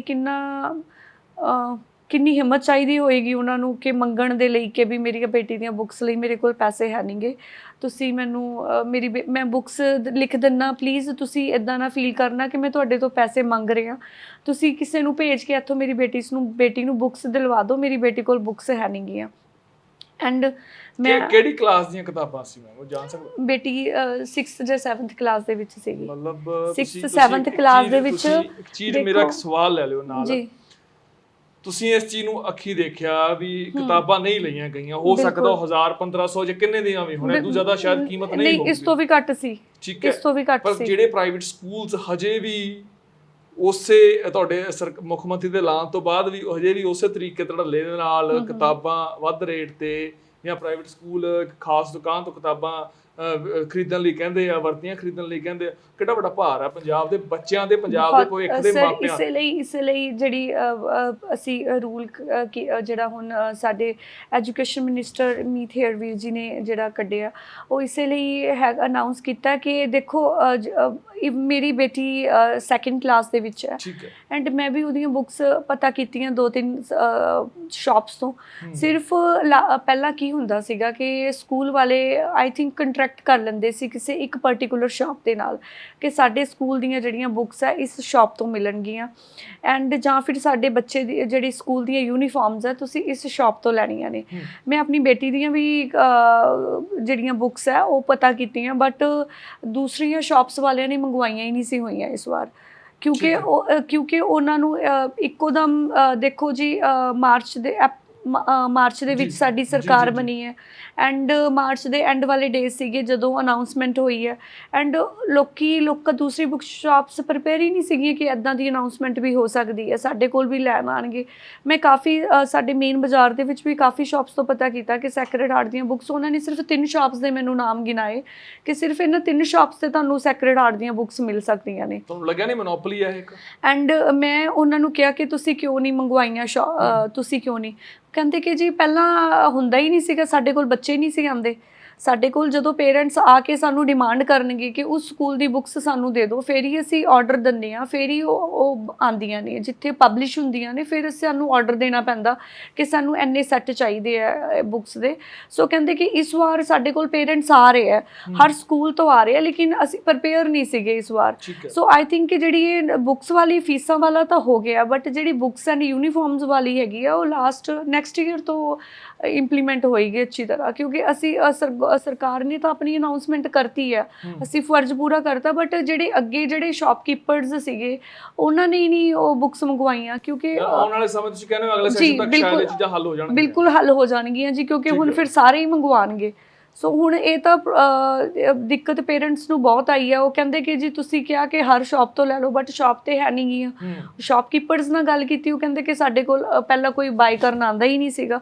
ਸੋ 2-3 ਪਾਰਟਿਕੂਲਰ ਕੋਈ ਸ਼ਾਪਸ ਹੁੰਦੀਆਂ ਸੀ ਜਿੱਥੋਂ ਸੈੱਟ ਮਿਲਦੇ ਸੀ ਤੇ ਪੇਰੈਂਟਸ ਉੱਥੇ ਹੀ ਜਾਂਦੇ ਸੀਗੇ ਲੈਣ ਲਈ। ਕਿਤੇ ਨਾ ਕਿਤੇ ਮੋਨੋਪੋਲੀ ਹੋ ਜਾਂਦੀ ਸੀ ਤੇ ਉਹ ਜਿਹੜੇ ਕਿ ਮਾਪੇ ਨੇ ਠੱਗਿਆ ਹੋਇਆ ਮਹਿਸੂਸ ਕਰਦੇ ਨੇ। ਮੋਗੇ ਦੀ ਫਾਈਟ ਦੀ ਗੱਲ ਕਰਕੇ ਆਪਾਂ ਜਦੋਂ ਮੋਗਾ ਇਲੈਕਸ਼ਨ ਤੁਸੀਂ ਲੜ ਰਹੇ ਸੀਗੇ ਜੀ ਮੋਗਾ ਦੇ ਵਿੱਚ ਅਦਲਾ ਬਦਲੀਆਂ ਦੇਖਣ ਨੂੰ ਮਿਲੀਆਂ। ਮੋਗਾ ਦੇ ਵਿੱਚ ਸੀਟਾਂ ਤੇ ਪਾਰਟੀਆਂ ਦੇ ਵਿੱਚ ਆਪਸੀ ਕਲੈਸ਼ ਜਿਹੜਾ ਬੜਾ ਦੇਖਣ ਨੂੰ ਮਿਲਿਆ। ਮੈਂ ਤੁਹਾਡੀ ਗੱਲ ਕਰਾਂ ਨਵਦੀਪ ਸੰਘਾ ਜੀ ਸੀ ਉਹ ਪਹਿਲਾਂ ਦਾਅਵੇਦਾਰੀ ਠੋਕਦੇ ਸੀ ਜਾਂ ਉਹ ਕਹਿੰਦੇ ਸੀ ਮੈਂ ਉਮੀਦਵਾਰ ਹਾਂ ਫਿਰ ਤੁਹਾਨੂੰ ਟਿਕਟ ਮਿਲਦੀ ਆਮ ਆਦਮੀ ਪਾਰਟੀ ਤੋਂ। ਉਧਰੋਂ ਕਾਂਗਰਸ ਵਿੱਚ ਵੀ ਕਿਤੇ ਨਾ ਕਿਤੇ ਉਹ ਚੀਜ਼ ਦੇਖਣ ਨੂੰ ਮਿਲੀ। ਤੁਹਾਡੇ ਵਿਰੁੱਧ ਜਿਹੜੇ ਕਾਂਗਰਸ ਤੋਂ ਸੀਗੇ ਉਹ ਮੋਗੇ ਦੀ ਧੀ ਉਹਨਾਂ ਨੇ ਕੰਪੇਨ ਸ਼ੁਰੂ ਕੀਤੀ ਹਾਲਾਂਕਿ ਮੋਗੇ ਵਾਲੇ ਨੇ ਖਿਤਾਬ ਤੁਹਾਨੂੰ ਦਿੱਤਾ। ਸਟਾਰਟਅਪ ਤੁਹਾਨੂੰ ਲੱਗਿਆ ਨਹੀਂ ਵੀ ਕੰਮ ਨਹੀਂ ਆਇਆ ਮੋਗੇ 'ਚ ਕੰਮ ਨਹੀਂ ਆਇਆ ਸੋਨੂ ਸੂਦ ਦਾ? ਵੀਰ ਜੀ ਦੇਖੋ ਲੋਕੀ ਜਿਹੜੇ ਹੈਗੇ ਬਹੁਤ ਸਿਆਣੇ ਹੋ ਚੁੱਕੇ ਆ ਐਂਡ ਲੋਕਾਂ ਨੂੰ ਸਭ ਪਤਾ ਉਹਨਾਂ ਨੂੰ ਕੋਈ ਦੱਸਣ ਦੀ ਲੋੜ ਨਹੀਂ ਹੁੰਦੀ ਹੈਗੀ। ਇਸ ਵਾਰ ਕੀ ਸੀਗਾ ਕਿ ਇੱਕ ਡਾਕਟਰ ਨਾ ਸੋ ਮੋਗਾ ਦੇ ਵਿੱਚ 12 ਸਾਲਾਂ ਤੋਂ ਸੇਵਾ ਕਰ ਰਹੀ ਹਾਂ ਮੋਗਾ ਦੇ ਲੋਕਾਂ ਦੀ ਐਂਡ ਲੋਕਾਂ ਦਾ ਇੱਕ ਪਿਆਰ ਜੁੜਿਆ ਹੋਇਆ ਸੀਗਾ। ਲੋਕਾਂ ਨੂੰ ਪਤਾ ਸੀਗਾ ਕਿ ਅਗਰ ਕੋਵਿਡ ਦੀ ਗੱਲ ਕਰੀਏ ਸਿਰਫ ਉਹ ਟਾਈਮ ਸੀਗਾ 2010 ਤੋਂ ਮੋਗਾ ਦੇ ਲੋਕਾਂ ਦੀ ਸੇਵਾ ਕਰ ਰਹੀ ਸੀਗੀ ਐਂਡ ਡਾਕਟਰ ਦੇ ਨਾਲ ਜਦੋਂ ਕੋਈ ਪੇਸ਼ੈਂਟ ਜੁੜਦਾ ਹੈ ਤੇ ਫਿਰ ਉਹਨਾਂ ਦੀ ਅੱਗੇ ਫੈਮਲੀਜ਼ ਵੀ ਬਹੁਤ ਜੁੜ ਜਾਂਦੀਆਂ ਨੇ ਕਿਉਂਕਿ ਜਦੋਂ ਤੁਸੀਂ ਕਿਸੇ ਨਾਲ ਬਹੁਤ ਅੱਛੀ ਤਰ੍ਹਾਂ ਤੁਸੀਂ ਕਿਸੇ ਦੀ ਸੁਣਦੇ ਹੋ ਅੱਧੇ ਪੇਸ਼ੈਂਟ ਤਾਂ ਗੱਲ ਕਰਕੇ ਠੀਕ ਹੋ ਜਾਂਦੇ ਹੁੰਦੇ ਆ। ਉਹ ਹਮੇਸ਼ਾ ਉਹਨਾਂ ਨੂੰ ਇਹ ਹੁੰਦਾ ਕਿ ਸਾਡੀ ਡਾਕਟਰ ਬੈਠ ਕੇ ਚੰਗੀ ਤਰ੍ਹਾਂ ਸੁਣੇ ਫਿਰ ਉਹਨਾਂ ਦੀਆਂ ਅੱਗੇ ਫੈਮਲੀਜ਼ ਜੁੜ ਜਾਂਦੀਆਂ ਨੇ ਸਾਡੇ ਕੋਲ ਆਉਣ ਲੱਗ ਜਾਂਦੀਆਂ ਨੇ। ਐਂਡ ਕੋਵਿਡ ਦੇ ਵਿੱਚ ਵੀ ਮੈਨੂੰ ਅਵਾਰਡ ਮਿਲਿਆ ਸੀਗਾ ਇੱਥੋਂ ਡੀਸੀ ਸਾਹਿਬ ਤੋਂ ਕਿਉਂਕਿ ਮੈਂ ਇਹੋ ਜਿਹੀ ਡਾਕਟਰ ਸੀਗੀ ਜਿਹੜੀ ਕੋਵਿਡ ਦੇ ਵਿੱਚ ਪ੍ਰੈਗਨੈਂਟ ਸੀਗੀ ਐਂਡ ਮੈਂ ਬਿਨਾਂ ਕਿਸੇ ਛੁੱਟੀ ਲਿੱਤੇ ਕੰਮ ਕੀਤਾ, ਇੱਕ ਦਿਨ ਵੀ ਛੁੱਟੀ ਨਹੀਂ ਸੀ ਲਿੱਤੀ ਐਂਡ ਮੇਰੇ ਸਟੇਸ਼ਨ 'ਤੇ ਮੈਂ ਸਿਰਫ ਇਕੱਲੀ ਡਾਕਟਰ ਸੀਗੀ ਐਂਡ ਬੇਟਾ ਹੋਣ ਤੋਂ ਬਾਅਦ ਵੀ ਮੈਂ ਸਿਰਫ ਮੈਨੂੰ 6 ਮੰਥ ਦੀ ਮੈਟਰਨਿਟੀ ਲੀਵ ਅਲਾਉਡ ਸੀਗੀ ਐਂਡ ਮੈਂ ਸਿਰਫ ਆਫਟਰ 28 ਡੇਜ਼ ਬਾਅਦ ਮੈਂ ਡਿਊਟੀ ਜੁਆਇਨ ਕਰ ਲਈ ਸੀਗੀ ਕਿਉਂਕਿ ਉਦੋਂ ਕਾਲਸ ਇੰਨੀਆਂ ਆਉਂਦੀਆਂ ਸੀ, ਪੇਸ਼ੈਂਟ ਬਹੁਤ ਪਰੇਸ਼ਾਨ ਹੋ ਰਹੇ ਸੀਗੇ। ਸੋ ਉਹ ਚੀਜ਼ਾਂ ਉਹ ਜਿਹੜੇ ਪੇਸ਼ੈਂਟ ਜੁੜੇ ਹੋਏ ਸੀਗੇ ਸੋ ਲੋਕਾਂ ਨੂੰ ਪਤਾ ਸੀਗਾ ਕਿ ਵਾਕਈ ਦੇਖੋ ਇੱਕ ਰੀਅਲ ਲਾਈਫ ਹੀਰੋ ਤੇ ਇੱਕ ਰੀਅਲ ਲਾਈਫ ਹੀਰੋ ਦੇ ਵਿੱਚ ਫਰਕ ਹੁੰਦਾ ਐਂਡ ਅਸੀਂ ਤਾਂ ਉਹ ਆ ਕੇ ਵੀ 100 ਕੰਮ ਕਰਕੇ ਵੀ ਟੀਵੀ ਦੇ ਮੂਹਰੇ ਕਦੇ ਇੰਨੀ ਹੈ ਨਹੀਂ ਸੀਗੀ ਕਿ ਵੀ ਆ ਕੇ ਉਹ ਕਰਨਾ। ਸੋ ਇਹਨਾਂ ਚੀਜ਼ਾਂ ਦਾ ਜਿਹੜੇ ਲੋਕੀ ਹੈਗੇ ਆ ਕਿਤੇ ਤਾਂ ਨਹੀਂ ਕਹਿ ਰਹੇ ਵੀ ਸੋਨੂ ਸੂਦ ਟੀਵੀ ਮੂਹਰੇ ਆ ਕੇ ਸਿਰਫ ਕੰਮ ਕਰਦੇ ਸੀ? ਨਹੀਂ ਏਦਾਂ ਨਹੀਂ ਮੈਂ ਕਹਿ ਰਹੀ। ਮੈਂ ਤੁਹਾਨੂੰ ਇਹ ਕਹਿ ਰਹੀ ਹਾਂ ਕਿ ਵੀ ਲੋਕਾਂ ਦੇ ਵਿੱਚ ਲੋਕੀ ਜਾਗਰੂਕ ਹੋ ਚੁੱਕੇ ਆ ਬਹੁਤ ਜ਼ਿਆਦਾ। ਸੋ ਮਾਲਵਿਕਾ ਨਾਲ ਵੈਸੇ ਮੁਲਾਕਾਤ ਹੁੰਦੀ ਸੀ ਕਿ ਚੋਣ ਪ੍ਰਚਾਰ ਦੌਰਾਨ ਜਾਂ ਪਹਿਲਾਂ ਕਦੇ ਹੋਈ? ਮਾਲਵਿਕਾ ਜੀ ਨਾਲ ਜੀ ਐਕਚੁਅਲੀ ਉਹ ਸਾਡੀ ਆਮ ਆਦਮੀ ਪਾਰਟੀ ਜੁਆਇਨ ਕਰਨ ਵਾਲੇ ਸੀਗੇ ਫਿਰ ਚਰਚਾਵਾਂ ਲਗਾਤਾਰ ਚੱਲੀਆਂ ਜੀ ਐਂਡ ਪਾਰਟੀ ਵੱਲੋਂ ਹੀ ਸਾਨੂੰ ਇੱਕ ਵਾਰ ਕਾਲ ਆਈ ਸੀਗੀ। ਅਸੀਂ ਸਾਡੇ ਆਮ ਆਦਮੀ ਪਾਰਟੀ ਦੇ ਕੁਝ ਮਤਲਬ ਸੀਗੇ ਮੋਗਾ ਤੋਂ ਜਿਨ੍ਹਾਂ ਨੂੰ ਪਾਰਟੀ ਨੇ ਉਹਨਾਂ ਦੇ ਨਾਲ ਕਿਹਾ ਠੀਕ ਕਿ ਵੀ ਹੈ। ਤੁਸੀਂ ਮੀਟਿੰਗ ਕਰੋ ਉਹਨਾਂ ਦੇ ਨਾਲ ਕਿ ਦਿੱਲੀ ਜਾ ਕੇ ਮੀਟਿੰਗ ਹੋ ਕੇ ਆਈ ਸੀਗੀ ਐਂਡ ਕਿ ਉਹ ਜੁਆਇਨ ਕਰ ਰਹੇ ਆ ਪਾਰਟੀ ਐਂਡ ਸਾਨੂੰ ਵੀ ਲੱਗਿਆ ਕਿ ਮੀਟਿੰਗ ਹੋ ਚੁੱਕੀ ਹੈ ਸੋ ਜੁਆਇਨ ਕਰਨਗੇ। ਸਾਨੂੰ ਹਮੇਸ਼ਾ ਇੱਦਾਂ ਕਹਿੰਦੇ ਰਹੇ ਕਿ ਬਸ ਥੋੜ੍ਹੇ ਦਿਨਾਂ 'ਚ ਜੁਆਇਨ ਕਰ ਰਹੇ ਆ ਐਂਡ ਉਦੋਂ ਮੀਟਿੰਗ ਹੋਈ ਸੀਗੀ ਉਹਨਾਂ ਦੇ ਨਾਲ ਐਂਡ ਉਸ ਤੋਂ ਬਾਅਦ ਉਹਨਾਂ ਨੇ ਫਿਰ ਬਰਥਡੇ ਤੇ ਵੀ ਬੁਲਾਇਆ ਸੀਗਾ। ਓਕੇ, ਸੋ ਜੀ ਜਿਹੜੇ ਫੋਟੋ ਸ਼ਾਇਦ ਵਾਇਰਲ ਹੋ ਰਹੀਆਂ ਸੀ ਜੀ ਉਹ ਬਰਥਡੇ ਦੀਆਂ ਨੇ। ਉਹਨਾਂ ਦੇ ਬਰਥਡੇ ਸੀ 2 Okay. ਅਕਤੂਬਰ ਨੂੰ, 1 ਜਾਂ 2 ਨੂੰ ਬਰਥਡੇ ਹੁੰਦਾ ਉਹਨਾਂ ਦਾ। ਸੋ ਉਹਨਾਂ ਨੇ ਉਦੋਂ ਬਰਥਡੇ ਤੇ ਬੁਲਾਇਆ ਸੀਗਾ। ਸਾਨੂੰ ਲੱਗਦਾ ਸੀਗਾ ਕਿ ਸਾਡੀ ਪਾਰਟੀ 'ਚ ਆ ਰਹੇ ਆ ਸੋ Okay. ਉਹਨਾਂ ਨੇ ਵੀ ਕਿਹਾ ਕਿ ਯੈਸ ਅਸੀਂ ਆ ਅੱਛਾ, ਰਹੇ ਹਾਂ। ਉਸ ਪਾਰਟੀ ਤੋਂ 'ਚ ਬਾਅਦ ਨਹੀਂ ਆਏ ਫਿਰ? ਐਕਚੁਅਲੀ ਸਾਡੇ ਨਾਲ ਮੀਟਿੰਗ ਤੋਂ ਬਾਅਦ ਜੀ ਫਿਰ ਉਹਨਾਂ ਨੇ ਸੈਕੰਡ ਡੇ ਹੀ ਕਾਂਗਰਸ ਵਾਲਿਆਂ ਨਾਲ ਮੀਟਿੰਗ ਕੀਤੀ, ਫਿਰ ਉਹਨਾਂ ਨੇ ਸੁਖਵੀਰ ਬਾਦਲ ਜੀ ਨਾਲ ਮੀਟਿੰਗ ਕੀਤੀ। ਉਸ ਤੋਂ ਬਾਅਦ ਜਦੋਂ ਫਿਰ ਐਦਾਂ ਦੀਆਂ ਮੀਟਿੰਗਸ ਉਹਨਾਂ ਦੀਆਂ ਕੰਟੀਨਿਊ ਰਹੀਆਂ ਫਿਰ ਸਾਨੂੰ ਲੱਗਿਆ ਕਿ ਕਦੇ ਮਤਲਬ ਜੀ ਕਦੇ ਚੈਲੰਜ ਹੋਇਆ ਇੱਕ ਦੂਜੇ ਨੂੰ ਕਿਸ ਤਰ੍ਹਾਂ ਮਤਲਬ ਫੋਨ ਤੇ ਜਾਂ ਕਦੇ ਗੱਲਬਾਤ ਹੋਈ ਵੈਸੇ ਕਦੇ ਗੱਲ ਹੋਈ ਵੀ ਮੈਂ ਚੈਲੰਜ ਕਰਦੀ ਹਾਂ ਤੁਸੀਂ ਕਿ ਮੈਂ ਨਹੀਂ ਬਿਲਕੁਲ ਵੀ ਨਹੀਂ ਜੀ, ਐਦਾਂ ਦੀ ਕੋਈ ਗੱਲ ਨਹੀਂ ਸੀਗੀ। ਉਹ ਆਪਣਾ ਚੋਣ ਪ੍ਰਚਾਰ ਕਰ ਰਹੇ ਸੀਗੇ, ਮੈਂ ਆਪਣਾ ਚੋਣ ਪ੍ਰਚਾਰ ਕਰ ਰਹੀ ਸੀ। ਦੇਖੋ ਮੈਂ ਤਾਂ ਹਮੇਸ਼ਾ ਹੀ ਕਿਹਾ ਕਿ ਜਦੋਂ ਆਪਾਂ ਕਲਾਸ ਦੇ ਵਿੱਚ ਹੁੰਦੇ ਆ ਸਭ ਨੂੰ ਸਾਰੇ ਮਿਹਨਤ ਕਰਦੇ ਆ, ਫਸਟ ਸੈਕੰਡ ਥਰਡ ਤਾਂ ਕਿਸੇ ਨੇ 3 ਜਾਣਿਆਂ ਨੇ ਆਉਣਾ ਹੁੰਦਾ ਕਲਾਸ ਦੇ ਵਿੱਚੋਂ, ਬਾਕੀ ਸਾਰੇ ਮਿਹਨਤ ਕਰਦੇ ਆ। ਸਿਰਫ ਐਗਜ਼ਾਮ ਤੱਕ ਹੀ ਰੱਖੋ ਆਪਣਾ, ਉਸ ਤੋਂ ਬਾਅਦ ਜੋ ਫਸਟ ਆ ਗਿਆ ਸੈਕੰਡ ਆ ਗਿਆ ਬਸ ਠੀਕ ਹੈ। ਫਿਰ ਆਪਣੀ ਹਰ ਪਾਰਟੀ ਫਿਰ ਅਗਲੀ ਵਾਰੀ ਤਿਆਰੀ ਕਰੋ ਹੈ ਨਾ ਜੀ, ਆਪਣੀ ਤਿਆਰੀ ਕਰੋ ਬਸ। ਮਤਲਬ ਅੱਛਾ, ਯੂਕਰੇਨ ਦੇ ਜੋ ਹਾਲਾਤ ਹੋਏ, ਤੁਸੀਂ ਯੂਕਰੇਨ ਤੋਂ ਪੜ੍ਹ ਕੇ ਆਏ ਹੋ, ਡਾਕਟਰੀ ਤੁਸੀਂ ਉੱਥੋਂ ਕੀਤੀ, ਯੂਕਰੇਨ ਦੇ ਜੋ ਹਾਲਾਤ ਹੋਏ ਉਦੋਂ ਨਿਕਲ ਕੇ ਆਇਆ ਤੱਥ ਕਿ ਇੰਡੀਆ ਦੇ ਵਿੱਚ ਡਾਕਟਰ ਦੀ ਪੜ੍ਹਾਈ ਬਹੁਤ ਮਹਿੰਗੀ ਆ, ਯੂਕਰੇਨ ਤੋਂ ਕਈ ਗੁਣਾ ਜ਼ਿਆਦਾ ਮਹਿੰਗੀ ਆ। ਕੀ ਮਨ 'ਚ ਸੋਚ ਆਉਂਦੀ ਆ ਇੰਡੀਆ ਦੇ ਹਾਲਾਤ ਕਿਵੇਂ ਬਦਲੇ ਜਾਣ, ਖਾਸ ਤੌਰ ਤੇ ਡਾਕਟਰੀ ਦੀ ਪੜ੍ਹਾਈ ਤੇ? ਦੇਖੋ ਜੀ, ਸਾਡੇ ਕਿਤੇ ਨਾ ਕਿਤੇ ਸਾਡੀਆਂ ਸਰਕਾਰਾਂ ਦੇ ਵਿੱਚ ਕਮੀ ਤਾਂ ਰਹੀ ਹੈ ਕਿ ਉਹ ਬੱਚਿਆਂ ਨੂੰ, ਦੇਖੋ ਹੁਣ ਜਿਹੜੇ ਯੂਕਰੇਨ ਬੱਚੇ ਪੜ੍ਹਨ ਜਾਂਦੇ ਆ ਉਹ ਵੀ ਕੋਈ ਉੱਥੇ ਮੁਫਤ 'ਚ ਤਾਂ ਪੜ੍ਹ ਕੇ ਨਹੀਂ ਆਉਂਦੇ। ਕਮ ਸੇ ਕਮ 35-40 ਲੱਖ ਰੁਪਇਆ ਜਾਂ 30 to 40 ਹਰ ਯੂਨੀਵਰਸਿਟੀ ਦੀ ਅਲੱਗ-ਅਲੱਗ ਫੀਸ ਸਟਰਕਚਰ ਹੁੰਦਾ, ਉਹ ਖਰਚ ਕੇ ਹੀ ਆਉਂਦੇ ਆ ਉੱਥੇ। ਐਂਡ ਫਿਰ ਇੰਡੀਆ 'ਚ ਆ ਕੇ ਵੀ FMG ਐਗਜ਼ਾਮ ਦੇਣਾ ਪੈਂਦਾ ਉਹਨਾਂ ਨੂੰ ਐਂਡ ਫਿਰ ਚਲੋ ਇੰਟਰਨਸ਼ਿਪ ਕਰਦੇ ਆ ਇੱਥੇ ਆ ਕੇ, ਫਿਰ ਕਿਤੇ ਜੌਬ ਮਿਲਦੀ ਆ ਉਹਨਾਂ ਨੂੰ। ਐਂਡ ਜੋ ਇਹ ਅਗਰ ਸਾਡੀਆਂ ਸਰਕਾਰਾਂ ਅੱਛੀਆਂ ਹੁੰਦੀਆਂ ਸੋ ਇਹੀ ਮੈਡੀਕਲ ਕਾਲਜ ਹੁੰਦੇ ਸਾਡੇ, ਸੋ ਇਹ ਬੱਚਿਆਂ ਨੂੰ ਬਾਹਰ ਜਾਣ ਦੀ ਲੋੜ ਹੀ ਨਾ ਹੁੰਦੀ ਤੇ ਨਾ ਹੀ ਸਾਡੇ ਉਹ ਮਨੀ ਹੈਗੀ ਹੈ ਜਿਹੜੀ ਅਸੀਂ ਇਹ ਤਾਂ ਦੇਖ ਲੈਂਦੇ ਹਾਂ ਕਿ ਕੈਨੇਡਾ ਜਿਹੜੇ ਬੱਚੇ ਜਾ ਰਹੇ ਆ ਉਹ 19-20 ਲੱਖ ਰੁਪਇਆ ਲੈ ਕੇ ਜਾ ਰਹੇ ਆ, ਬਟ ਕੋਈ ਇਹ ਨਹੀਂ ਸੋਚਦਾ ਕਿ ਜਿਹੜੇ ਬੱਚੇ ਮੈਡੀਕਲ ਕਰਨ ਦੇ ਲਈ ਫੋਰਨ ਕੰਟਰੀਜ਼ ਦੇ ਵਿੱਚ ਜਾਂਦੇ ਆ ਉਹ 19-20 ਲੱਖ ਨਹੀਂ, ਉਹ ਤਕਰੀਬਨ ਅਰਾਊਂਡ ਤੁਹਾਡਾ 50 ਲੱਖ ਤੁਹਾਡੀ ਇੰਡੀਅਨ ਕਰੰਸੀ ਲੈ ਕੇ ਜਾਂਦੇ ਆ ਉੱਥੇ 5-6 ਇਅਰਸ ਦੇ ਵਿੱਚ। ਸੋ ਅਗਰ ਇਹੀ ਮੈਡੀਕਲ ਕਾਲਜਸ ਇੰਡੀਆ ਦੇ ਵਿੱਚ ਹੁੰਦੇ ਸੋ ਇਹੀ ਬੱਚਿਆਂ ਨੂੰ 99 ਇੱਦਾਂ ਦੇ ਬੱਚੇ ਆ ਜਿਨ੍ਹਾਂ ਨੇ 99% ਸਕੋਰ ਕੀਤਾ ਹੋਇਆ ਐਂਡ ਨੀਟ ਦੀ ਪ੍ਰੀਖਿਆ ਦੇ ਵਿੱਚ ਵੀ ਬਹੁਤ ਅੱਛੇ ਉਹਨਾਂ ਨੂੰ ਪਰਸੈਂਟੇਜ ਆਈ ਹੋਈ ਹੈ, ਬਟ ਗੱਲ ਉੱਥੇ ਹੀ ਆ ਜਾਂਦੀ ਹੈ ਕਿ ਪ੍ਰਾਈਵੇਟ ਕਾਲਜਸ ਦੀ ਜਿਹੜੀ ਹੈਗੀ ਆ ਉਹ ਡੋਨੇਸ਼ਨ ਬਹੁਤ ਜ਼ਿਆਦਾ ਹੁੰਦੀ ਹੈ ਤੇ ਫੀਸ ਬਹੁਤ ਜ਼ਿਆਦਾ ਹੋ ਗਈ ਹੈ। ਸੋ ਅਗਰ ਅਸੀਂ ਗੱਲ ਕਰੀਏ ਅੱਜ ਪ੍ਰਾਈਵੇਟ ਕਾਲਜਸ ਦੀ, ਸੋ ਕੋਈ ਵੀ, ਮੈਨੂੰ ਨਹੀਂ ਲੱਗਦਾ ਕੋਈ ਵੀ ਮਿਡਲ ਕਲਾਸ ਫੈਮਿਲੀ ਸੋਚ ਵੀ ਸਕਦੀ ਹੈ ਕਿ ਬੱਚੇ ਨੂੰ ਡਾਕਟਰ ਬਣਾ ਲਾਂਗੇ, ਕਿਉਂਕਿ 10 ਲੱਖ ਤਾਂ ਸਿਰਫ ਪਰ ਈਅਰ ਉਹਨਾਂ ਦੀ ਫੀਸ ਹੈ, ਫਿਰ ਹੋਸਟਲ ਫੀਸ, ਫਿਰ ਬੁੱਕਸ ਦਾ ਖਰਚਾ ਤੇ ਹੋਰ ਬਹੁਤ ਖਰਚੇ ਹੁੰਦੇ ਆ, ਪਰ ਪਹਿਲਾਂ ਡੋਨੇਸ਼ਨ ਵੀ ਤੁਹਾਨੂੰ ਦੇਣੀ ਪੈਂਦੀ ਹੈ।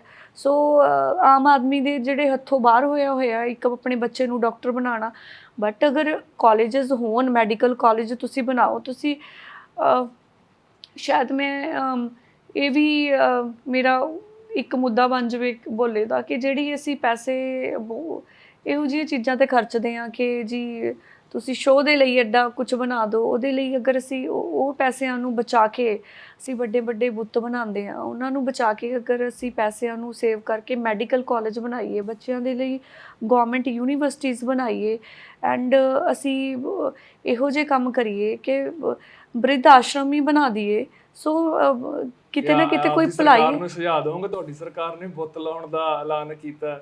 ਹਾਂਜੀ, ਤੁਹਾਡੀ ਸਰਕਾਰ ਨੇ ਬੁੱਤ ਲਾਉਣ ਦਾ ਐਲਾਨ ਕੀਤਾ, ਆਪਣੀ ਸਰਕਾਰ ਨੂੰ ਸੁਝਾਅ ਦਵਾਂਗੇ? ਜ਼ਰੂਰ ਦਵਾਂਗੇ ਜੀ, ਜਿੱਥੇ ਸੁਝਾਅ ਲਿੱਤਾ ਜਾਊਗਾ ਜ਼ਰੂਰ ਦਵਾਂਗੇ। ਵੈਸੇ ਵੀ ਮੈਂ ਤਾਂ ਦੇ ਹੀ ਦਿੰਦੀ ਹਾਂ। ਸੁਝਾਅ ਲੈਂਦੇ ਨੇ ਤੁਹਾਡਾ? ਹਾਂਜੀ, ਸੁਝਾਅ ਵਗੈਰਾ ਲੈ ਲੈਂਦੇ ਨੇ, ਸਲਾਹ ਮਸ਼ਵਰਾ ਹੁੰਦਾ ਪੂਰਾ? ਜ਼ਰੂਰ ਸਰ, ਹਰ ਮੀਟਿੰਗ ਤੋਂ ਬਾਅਦ ਹੁੰਦਾ, ਹਰ ਮੀਟਿੰਗ ਤੋਂ ਬਾਅਦ ਜਿਹੜੀ ਡਿਸਕਸ਼ਨ ਹੁੰਦੀ ਹੈ ਕਿੱਦਾਂ ਦੀ ਡਿਸਕਸ਼ਨ ਆਪਣੇ ਹਲਕਿਆਂ ਦੇ ਲਈ ਵੀ ਹੁੰਦੀ ਹੈ ਜੀ ਸਰ। ਹਰ ਜਿੰਨੇ ਵੀ ਅਸੀਂ MLAs ਹਾਂ ਅਸੀਂ ਸਾਰੇ ਹੀ ਆਪਣੇ ਹਲਕਿਆਂ ਦੇ ਲਈ ਜਾਂਦੇ ਹਾਂ, ਜੋ ਸਾਡੀ ਪ੍ਰੋਬਲਮਸ ਜਿੰਨੀਆਂ ਵੀ ਮੈਮੋਰੈਂਡਮਸ ਆਉਂਦੇ ਆ, ਚਾਹੇ ਸਕੂਲਸ ਦੇ ਰਿਗਾਰਡਿੰਗ ਹੋਣ, ਚਾਹੇ ਹਸਪੀਟਲ ਦੇ ਹੋਵੇ, ਚਾਹੇ ਫਿਰ ਹੋਰ ਕਿਸੇ ਡਿਪਾਰਟਮੈਂਟ ਦਾ ਹੋਵੇ।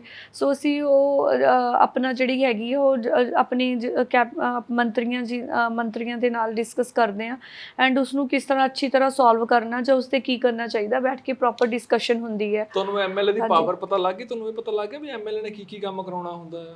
ਹਾਂਜੀ, ਪਤਾ ਚੱਲ ਗਈ ਵੀਰ ਜੀ। ਕਿਉਂਕਿ ਉਹ ਨਾ ਪ੍ਰਤਾਪ ਬਾਜਵਾ ਨੇ ਇੱਕ ਬਿਆਨ ਦਿੱਤਾ ਸੀ, ਮੈਂ ਤੁਹਾਨੂੰ ਤਾਂ ਸਵਾਲ ਪੁੱਛਿਆ। ਉਹ ਕਹਿੰਦੇ ਵੀ ਅਫਸਰਸ਼ਾਹੀ ਤੋਂ ਬਚ ਕੇ ਰਹਿਣ, ਨਵੇਂ ਆਏ ਨੇ, ਕਹਿੰਦਾ ਚੰਗੀ ਗੱਲ ਆ, ਲੋਕਾਂ ਨੇ ਫਤਵਾ ਦਿੱਤਾ, ਅਫਸਰਸ਼ਾਹੀ ਤੋਂ ਬਚ ਕੇ ਰਹਿਣ, ਕਹਿੰਦਾ ਪਤਾ ਨਹੀਂ ਲੱਗਣਾ ਕਿੱਥੇ ਕਿੱਥੇ ਸਾਈਨ ਕਰਾ ਲੈਣਾ। ਵੀਰ ਜੀ, ਸਟਾਰਟਿੰਗ ਤੋਂ ਇੱਕ ਆਦਤ ਹੈ ਕਿ ਵੀ ਬਹੁਤ ਅੱਛੇ, ਮੈਂ ਆਰਮੀ ਪੋਲੀਕਲੀਨਿਕ ਦੇ ਵਿੱਚ ਸੀਗੀ ਐਂਡ ਉੱਥੇ ਬਹੁਤ ਅੱਛੀਆਂ ਚੀਜ਼ਾਂ ਸਿਖਾਈਆਂ ਜਾਂਦੀਆਂ ਨੇ। ਉਹਨਾਂ ਨੇ ਹਮੇਸ਼ਾ ਕਿਹਾ ਸੀਗਾ ਕਿ ਕਦੇ ਵੀ ਭੀੜ ਦੇ ਵਿੱਚ ਬੈਠ ਕੇ ਕਦੇ ਕੋਈ ਸਾਈਨ ਨਹੀਂ ਕਰੀਦੇ ਹੁੰਦੇ, ਤੇ ਕਦੇ ਵੀ ਜਦੋਂ ਤੁਸੀਂ ਛੁੱਟੀ ਤੇ ਜਾ ਰਹੇ ਹੋਵੇ ਜਾਂਦੇ ਜਾਂਦੇ ਕਦੇ ਸਾਈਨ ਨਾ ਕਰੋ, ਚਾਹੇ ਤੁਹਾਡੇ ਕਲੋਜ਼ ਰਿਲੇਟਿਵ ਹੀ ਸਾਈਨ ਕਰਵਾਉਣ ਆ ਜਾਣ, ਖੁਸ਼ੀ ਦੇ ਵਿੱਚ ਵੀ ਨਾ ਕਰੋ। ਹਮੇਸ਼ਾ ਸਾਈਨ ਕਰਨ ਤੋਂ ਪਹਿਲਾਂ ਆਰਾਮ ਦੇ ਨਾਲ ਬੈਠੋ। ਜਦੋਂ ਤੁਸੀਂ ਮਾਰਨਿੰਗ ਤੁਹਾਡਾ ਮਾਈਂਡ ਫਰੈਸ਼ ਹੁੰਦਾ ਉਦੋਂ ਦੇਖੋ, ਪੜ੍ਹੋ ਕਿ ਕੀ ਲਿਖਿਆ ਹੋਇਆ, ਫਿਰ ਸਾਈਨ ਕਰੋ। ਯਾਨੀ ਕਿ ਤੁਹਾਨੂੰ ਤਜਰਬਾ ਹੈ ਵੀ ਸਾਈਨ ਕਿੱਥੇ ਕਰਨਾ ਹੈ, ਵੀ ਯਾਨੀ ਕਿ ਅਸੀਂ ਇਹ ਕਹਿ ਦਈਏ ਵੀ ਅਸੀਂ ਮਾਰ ਨਹੀਂ ਖਾਵਾਂਗੇ। ਜੀ ਬਿਲਕੁਲ। ਅੱਛਾ, ਵਿਧਾਨ ਸਭਾ ਵਿੱਚ ਗਏ ਸੀ, ਵਿਧਾਨ ਸਭਾ ਦੇ ਵਿੱਚ ਸੈਸ਼ਨ ਐਤਕੀ ਜੋ ਹੋਇਆ ਤੇ ਜਿਸ ਤਰ੍ਹਾਂ ਦੇ ਹਾਲਾਤ ਉੱਥੇ ਇੱਕ ਵਾਰੀ ਤਲਖੀ ਵਾਲੇ ਹੋ ਗਏ ਸੀਗੇ, ਇਹ ਪਹਿਲੀ ਵਾਰ ਦੇਖਿਆ ਹੋਣਾ ਸ਼ਾਇਦ। ਬਿਲਕੁਲ, ਪਹਿਲੀ ਫਸਟ ਟਾਈਮ ਦੇਖਿਆ। ਕਿੱਦਾਂ ਲੱਗਿਆ ਉਦੋਂ? ਕੋਈ ਘਬਰਾਹਟ ਤਾਂ ਨਹੀਂ ਹੋਈ ਵੀ? ਨਹੀਂ, ਘਬਰਾਹਟ ਤਾਂ ਨਹੀਂ ਹੋਈ ਹੈਗੀ। ਐਂਡ ਐਕਚੁਅਲੀ ਉਹ ਇੱਕ ਰਾਣਾ ਜੀ ਦੇ ਬੇਟੇ ਸੀਗੇ ਐਂਡ ਜੀ ਐਂਡ ਉਹਨਾਂ ਨੂੰ ਜਦੋਂ ਆਪਾਂ ਨੂੰ ਪਤਾ ਹੋਣਾ ਚਾਹੀਦਾ ਕਿ ਜਦੋਂ ਸੀਐਮ ਬੋਲਦੇ ਆ ਸੋ ਉਦੋਂ ਤੁਸੀਂ ਨਹੀਂ, ਟਾਈਮ ਦਿੱਤਾ ਜਾਂਦਾ 2-3 ਮਿੰਟ ਦਾ, ਹਰ ਕਿਸੇ ਨੂੰ ਟਾਈਮ ਦਿੱਤਾ ਜਾਂਦਾ। ਬਟ ਉਸ ਟਾਈਮ ਤੇ ਐਂਡ ਉਸ ਦਿਨ ਤਾਂ ਮੁੱਦਾ ਜਿਹੜਾ ਸੀਗਾ ਉਹ ਪੰਜਾਬ ਦੇ ਲਈ ਸੀਗਾ, ਉਹ ਚੰਡੀਗੜ੍ਹ ਦੇ ਲਈ ਸੀਗਾ। ਬਟ ਉਸ ਦੇ ਉੱਤੇ ਜੇ ਤੁਸੀਂ ਆਪਣੇ ਹਲਕੇ ਦੇ ਜਦੋਂ ਮੁੱਦਿਆਂ ਦੇ ਲਈ ਟਾਈਮ ਦਿੱਤਾ ਜਾਊਗਾ, ਤੁਸੀਂ ਆਪਣੇ ਹਲਕੇ ਦੇ ਬਾਰੇ ਬੋਲੋ। ਬਟ ਉਹ ਜਿਹੜੀ ਸੈਸ਼ਨ ਸੀਗਾ ਉਹ ਚੰਡੀਗੜ੍ਹ ਦੇ ਲਈ ਸੀਗਾ ਕਿ ਪੰਜਾਬ ਜਿਹੜਾ ਚੰਡੀਗੜ੍ਹ ਜਿਹੜਾ ਹੈਗਾ ਉਹ ਪੰਜਾਬ ਦਾ ਐਂਡ ਪੰਜਾਬ ਦੀ ਰਾਜਧਾਨੀ ਹੀ ਰਹੇਗਾ। ਸੋ ਉਸ ਦੇ ਰਿਗਾਰਡਿੰਗ ਸੀ, ਬਟ ਉਹ ਆਪਣੇ ਹਲਕਿਆਂ ਦੇ ਲਈ ਗੱਲ ਕਰਨ ਲੱਗ ਗਏ। ਐਂਡ ਫਿਰ ਜਦੋਂ ਉਹਨਾਂ ਨੂੰ ਸੀਐਮ ਸਾਹਿਬ ਬੋਲਣ ਲੱਗੇ, ਉਹ ਫਿਰ ਸੀਐਮ ਸਾਹਿਬ ਦੇ ਵਿੱਚ ਹੀ ਫਿਰ ਖੜੇ ਹੋ ਕੇ ਬੋਲਣ ਲੱਗ ਗਏ। ਐਂਡ ਜਿਸ ਤਰ੍ਹਾਂ ਉਹਨਾਂ ਨੇ ਗੱਲ ਕੀਤੀ ਕਿ ਵੀ ਉਹ ਪੂਰਾ ਲੱਗ ਰਿਹਾ ਸੀਗਾ ਕਿ ਇੱਕ ਕੋਈ ਘਰੇ ਆਪਾਂ ਕਹਿੰਦੇ ਹਾਂ ਜ਼ਿਆਦਾ ਪੈਂਪਰਡ ਬੱਚਾ, ਵਿਗੜਿਆ ਹੋਇਆ ਬੱਚਾ ਜਿਸ ਤਰ੍ਹਾਂ ਗੱਲ ਕਰ ਰਿਹਾ ਹੁੰਦਾ, ਪੁਆਇੰਟ ਇੱਦਾਂ ਬਾਹਾਂ ਕਰਕੇ, ਉਹ ਪੱਗਾਂ ਵਾਲੇ ਬੈਠੇ, ਤੂੰ ਬੈਠ ਜਾ, ਤੂੰ ਇਹ ਕਰ ਲਾ। ਉਦੋਂ ਲੱਗਿਆ ਕਿ ਮਤਲਬ ਇਹ ਐਮਐਲਏ ਸੱਭਿਅਕ ਨਹੀਂ ਰਹੇ, ਯਾਨੀ ਕਿ ਅਸੀਂ ਕਹਦੇ ਸੱਭਿਅਕ ਚੀਜ਼ਾਂ ਹੁੰਦੀਆਂ ਨੇ। ਬਿਲਕੁਲ। ਦੇਖੋ, ਤੁਸੀਂ ਐਮਐਲਏ ਚੁਣ ਕੇ ਤੁਹਾਨੂੰ ਭੇਜਿਆ, ਤੁਸੀਂ ਆਪਣੀ ਨੁਮਾਇੰਦਗੀ ਹੋ, ਤੁਸੀਂ ਆਪਣੀ ਹਲਕੇ ਦੇ, ਐਂਡ ਤੁਸੀਂ ਉੱਥੇ ਜਾ ਕੇ ਇੱਦਾਂ ਦੀਆਂ ਹਰਕਤਾਂ ਕਰਦੇ ਹੋ, ਤੁਹਾਨੂੰ ਰੂਲਸ ਨਹੀਂ ਪਤਾ ਹੈਗੇ ਉੱਥੋਂ ਦੇ ਕਿ ਜਦੋਂ ਤੁਹਾਡੀ ਡਿਬੇਟ ਚੱਲਦੀ ਹੋਏਗੀ ਤੁਸੀਂ ਉਦੋਂ ਬੋਲੋ। ਬਟ ਜਦੋਂ ਮੁੱਖ ਮੰਤਰੀ, ਪੰਜਾਬ ਦੇ ਮੁੱਖ ਮੰਤਰੀ ਗੱਲ ਕਰ ਰਹੇ ਆ, ਤੁਸੀਂ ਉਹਨਾਂ ਦੀ ਗੱਲ ਨੂੰ, ਉਹਨਾਂ ਨੂੰ ਕਹਿ ਰਹੇ ਹੋ ਬੈਠ ਜਾ, ਤੂੰ ਬੈਠ ਜਾ, ਤੂੰ ਬੈਠ ਜਾ, ਤੂੰ ਬੈਠ ਜਾ। ਸੋ ਇਹ ਸਾਰੀਆਂ ਚੀਜ਼ਾਂ ਨੂੰ ਦੇਖ ਕੇ ਲੱਗਿਆ ਕਿ ਮਤਲਬ ਹੁਣ ਕੀ ਕਹਾਂ ਮੈਂ। ਰੁਪਿੰਦਰ ਰੂਬੀ ਦਾ ਫੋਨ ਆਇਆ ਜਿੱਤਣ ਤੋਂ ਬਾਅਦ? ਨਹੀਂ ਤੁਸੀਂ ਪ੍ਰਚਾਰ ਕੀਤਾ ਸੀ ਉਹਨਾਂ ਲਈ, ਮੈਨੂੰ ਯਾਦ ਆ, ਤੁਹਾਡੇ ਚੰਗੇ ਕਲੋਜ਼ ਦੋਸਤ ਨੇ ਉਹ। ਹਾਂਜੀ, ਤੁਸੀਂ ਉਡੀਕ ਵੀ ਕਰ ਰਹੇ ਸੀ ਸ਼ਾਇਦ ਪ੍ਰਚਾਰ ਦੇ ਵਿੱਚ ਤੁਹਾਡਾ ਸਾਥ ਦੇਣਗੇ। ਨਹੀਂ, ਉਹ ਤਾਂ ਮੈਨੂੰ ਪਤਾ ਸੀਗਾ ਕਿਉਂਕਿ ਪਾਰਟੀਆਂ ਅਲੱਗ ਹੋ ਗਈਆਂ ਕਿ ਨਹੀਂ ਆਣਗੇ, ਬਟ ਨਹੀਂ, ਕਾਲ ਤਾਂ ਨਹੀਂ ਆਈ। ਕਾਲ ਨਹੀਂ ਆਈ? ਹਾਂਜੀ। ਜੇ ਕਦੇ ਵੈਸੇ ਜਦੋਂ ਉਹਨਾਂ ਨੇ ਛੱਡੀ ਪਾਰਟੀ ਉਦੋਂ ਗੱਲਬਾਤ ਹੋਈ ਸੀਗੀ? ਨਹੀਂ ਹੋਈ। ਮੇਰੇ ਬੇਟੇ ਜਦੋਂ ਬਰਥ ਹੋਇਆ ਸੀਗਾ, ਮੇਰੇ ਬੇਟਾ 1.5 ਈਅਰ ਦਾ, 1.5 ਸਾਲ ਦਾ ਬੱਚਾ ਮੇਰਾ ਬੇਟਾ, ਐਂਡ ਮੇਰੇ ਬੇਟੇ ਦੇ ਬਰਥ ਤੋਂ ਬਾਅਦ ਉਹਨਾਂ ਨੇ ਵਧਾਈਆਂ ਦਿੱਤੀਆਂ ਸੀ, ਉਸ ਤੋਂ ਬਾਅਦ ਗੱਲ ਨਹੀਂ ਹੋਈ ਸਾਡੀ ਕਦੇ। ਅੱਛਾ, ਸਿਆਸਤ ਨੂੰ ਕਿਵੇਂ ਦੇਖਦੇ ਹੋ? ਸਿਆਸਤ ਬਾਰੇ ਜੋ ਸੋਚਿਆ ਜਾਂਦਾ ਹੈ ਜਾਂ ਫਿਲਮਾਂ 'ਚ ਜਿਵੇਂ ਇੱਕ ਸਿਆਸਤਦਾਨ ਨੂੰ, ਮੈਂ ਇਹੀ ਗੱਲ ਕਈ ਨੇਤਾਵਾਂ ਨੂੰ ਪੁੱਛਿਆ ਵੀ ਤੁਹਾਡੇ ਬੱਚੇ ਇੱਦਾਂ ਪੁੱਛਦੇ ਨੇ ਵੀ ਪਾਪਾ ਜਾਂ ਮੰਮੀ ਵੀ ਲੀਡਰ ਨੂੰ ਮਾੜਾ ਦਿਖਾਇਆ ਗਿਆ ਫਿਲਮ ਦੇ ਵਿੱਚ, ਅਕਸਰ ਇਹ ਦਿਖਾਇਆ ਜਾਂਦਾ। ਸੋ ਤੁਹਾਨੂੰ ਲੱਗਦਾ ਵੀ ਸਿਆਸਤਦਾਨ ਵਾਕਈ ਉਦਾਂ ਦੇ ਅਕਸ ਹੁਣ ਬਣ ਰਿਹਾ ਆ ਜਾਂ ਸਿਰਫ ਇਹੀ ਇੱਕ ਅਕਸਰ ਹੈ ਗਿਆ ਸਿਆਸਤ? ਨਹੀਂ, ਹੁਣ ਚੇਂਜ ਦਾ ਟਾਈਮ ਆ ਗਿਆ, ਹੁਣ ਉਹ ਚੇਂਜ ਹੋ ਰਿਹਾ। ਜਿਹੜਾ ਸਿਸਟਮ ਸੀਗਾ ਨਾ, ਹੁਣ ਬਹੁਤ ਬਦਲਾਅ ਆ ਚੁੱਕਾ ਹੈ। ਤੇ ਕਿਉਂਕਿ ਜ਼ਿਆਦਾਤਰ ਜਿਹੜੇ ਹੈਗੇ ਆ ਵਿਧਾਨ ਸਭਾ ਦੇ ਵਿੱਚ ਇਸ ਵਾਰ ਆਈ ਥਿੰਕ ਕਿ 30 ਤੋਂ ਲੈ ਕੇ 45 ਈਅਰਸ ਤੱਕ ਦੇ ਜ਼ਿਆਦਾ ਜਿਹੜੀ ਹੈਗੇ ਆ ਸਾਰੇ, ਐਂਡ ਜਿੰਨੇ ਵੀ ਨਵੇਂ ਵਿਧਾਇਕ ਚੁਣ ਕੇ ਗਏ ਆ, ਬਹੁਤ ਫਰਕ ਹੈ ਉਹਨਾਂ ਦੀ ਸੋਚਣੀ ਦੇ ਵਿੱਚ, ਐਂਡ ਬਹੁਤ ਅੱਛੇ ਕੰਮ ਕਰਨਾ ਚਾਹੁੰਦੇ ਆ। ਸਾਡੇ ਆਮ ਆਦਮੀ ਪਾਰਟੀ ਦੇ ਸਭ ਦੇ ਜਿੰਨੇ ਵੀ ਸਾਡੇ ਵਿਧਾਇਕ ਆ, ਸਾਰੇ ਵੈਲ ਐਜੂਕੇਟਡ ਨੇ, ਸਾਰੇ ਪੜ੍ਹੇ ਲਿਖੇ ਹੈ, ਐਂਡ ਸੋਚ ਬਹੁਤ ਅੱਛੀ ਹੈ। ਅਤੇ ਜਿਸ ਤਰ੍ਹਾਂ ਦਾ ਦੇਖਦੇ ਸੀਗੇ ਅਸੀਂ ਆਪਣੇ ਪੁਰਾਣੇ ਲੀਡਰਸ ਨੂੰ, ਉੱਦਾਂ ਦੇ ਬਿਲਕੁਲ ਵੀ ਹੈ ਨਹੀਂਗੇ। ਕੋਈ ਇੱਕ ਸਿਆਸਤਦਾਨ ਜਿਹੜਾ ਹੋਰ ਪਾਰਟੀ ਦਾ ਹੋਵੇ ਤੁਹਾਨੂੰ ਚੰਗਾ ਲੱਗਦਾ ਹੋਵੇ, ਆਮ ਆਦਮੀ ਪਾਰਟੀ ਦਾ ਨਹੀਂ, ਕੋਈ ਵੀ ਨਹੀਂ? ਮੈਨੂੰ ਅਟਲ ਬਿਹਾਰੀ ਵਾਜਪਾਈ ਜੀ ਅੱਛੇ ਲੱਗਦੇ ਹੁੰਦੇ ਸੀਗੇ ਐਂਡ ਮੈਂ ਉਹਨਾਂ ਦੀ ਫੈਨ ਵੀ ਹੈਗੀ ਆ ਬਹੁਤ।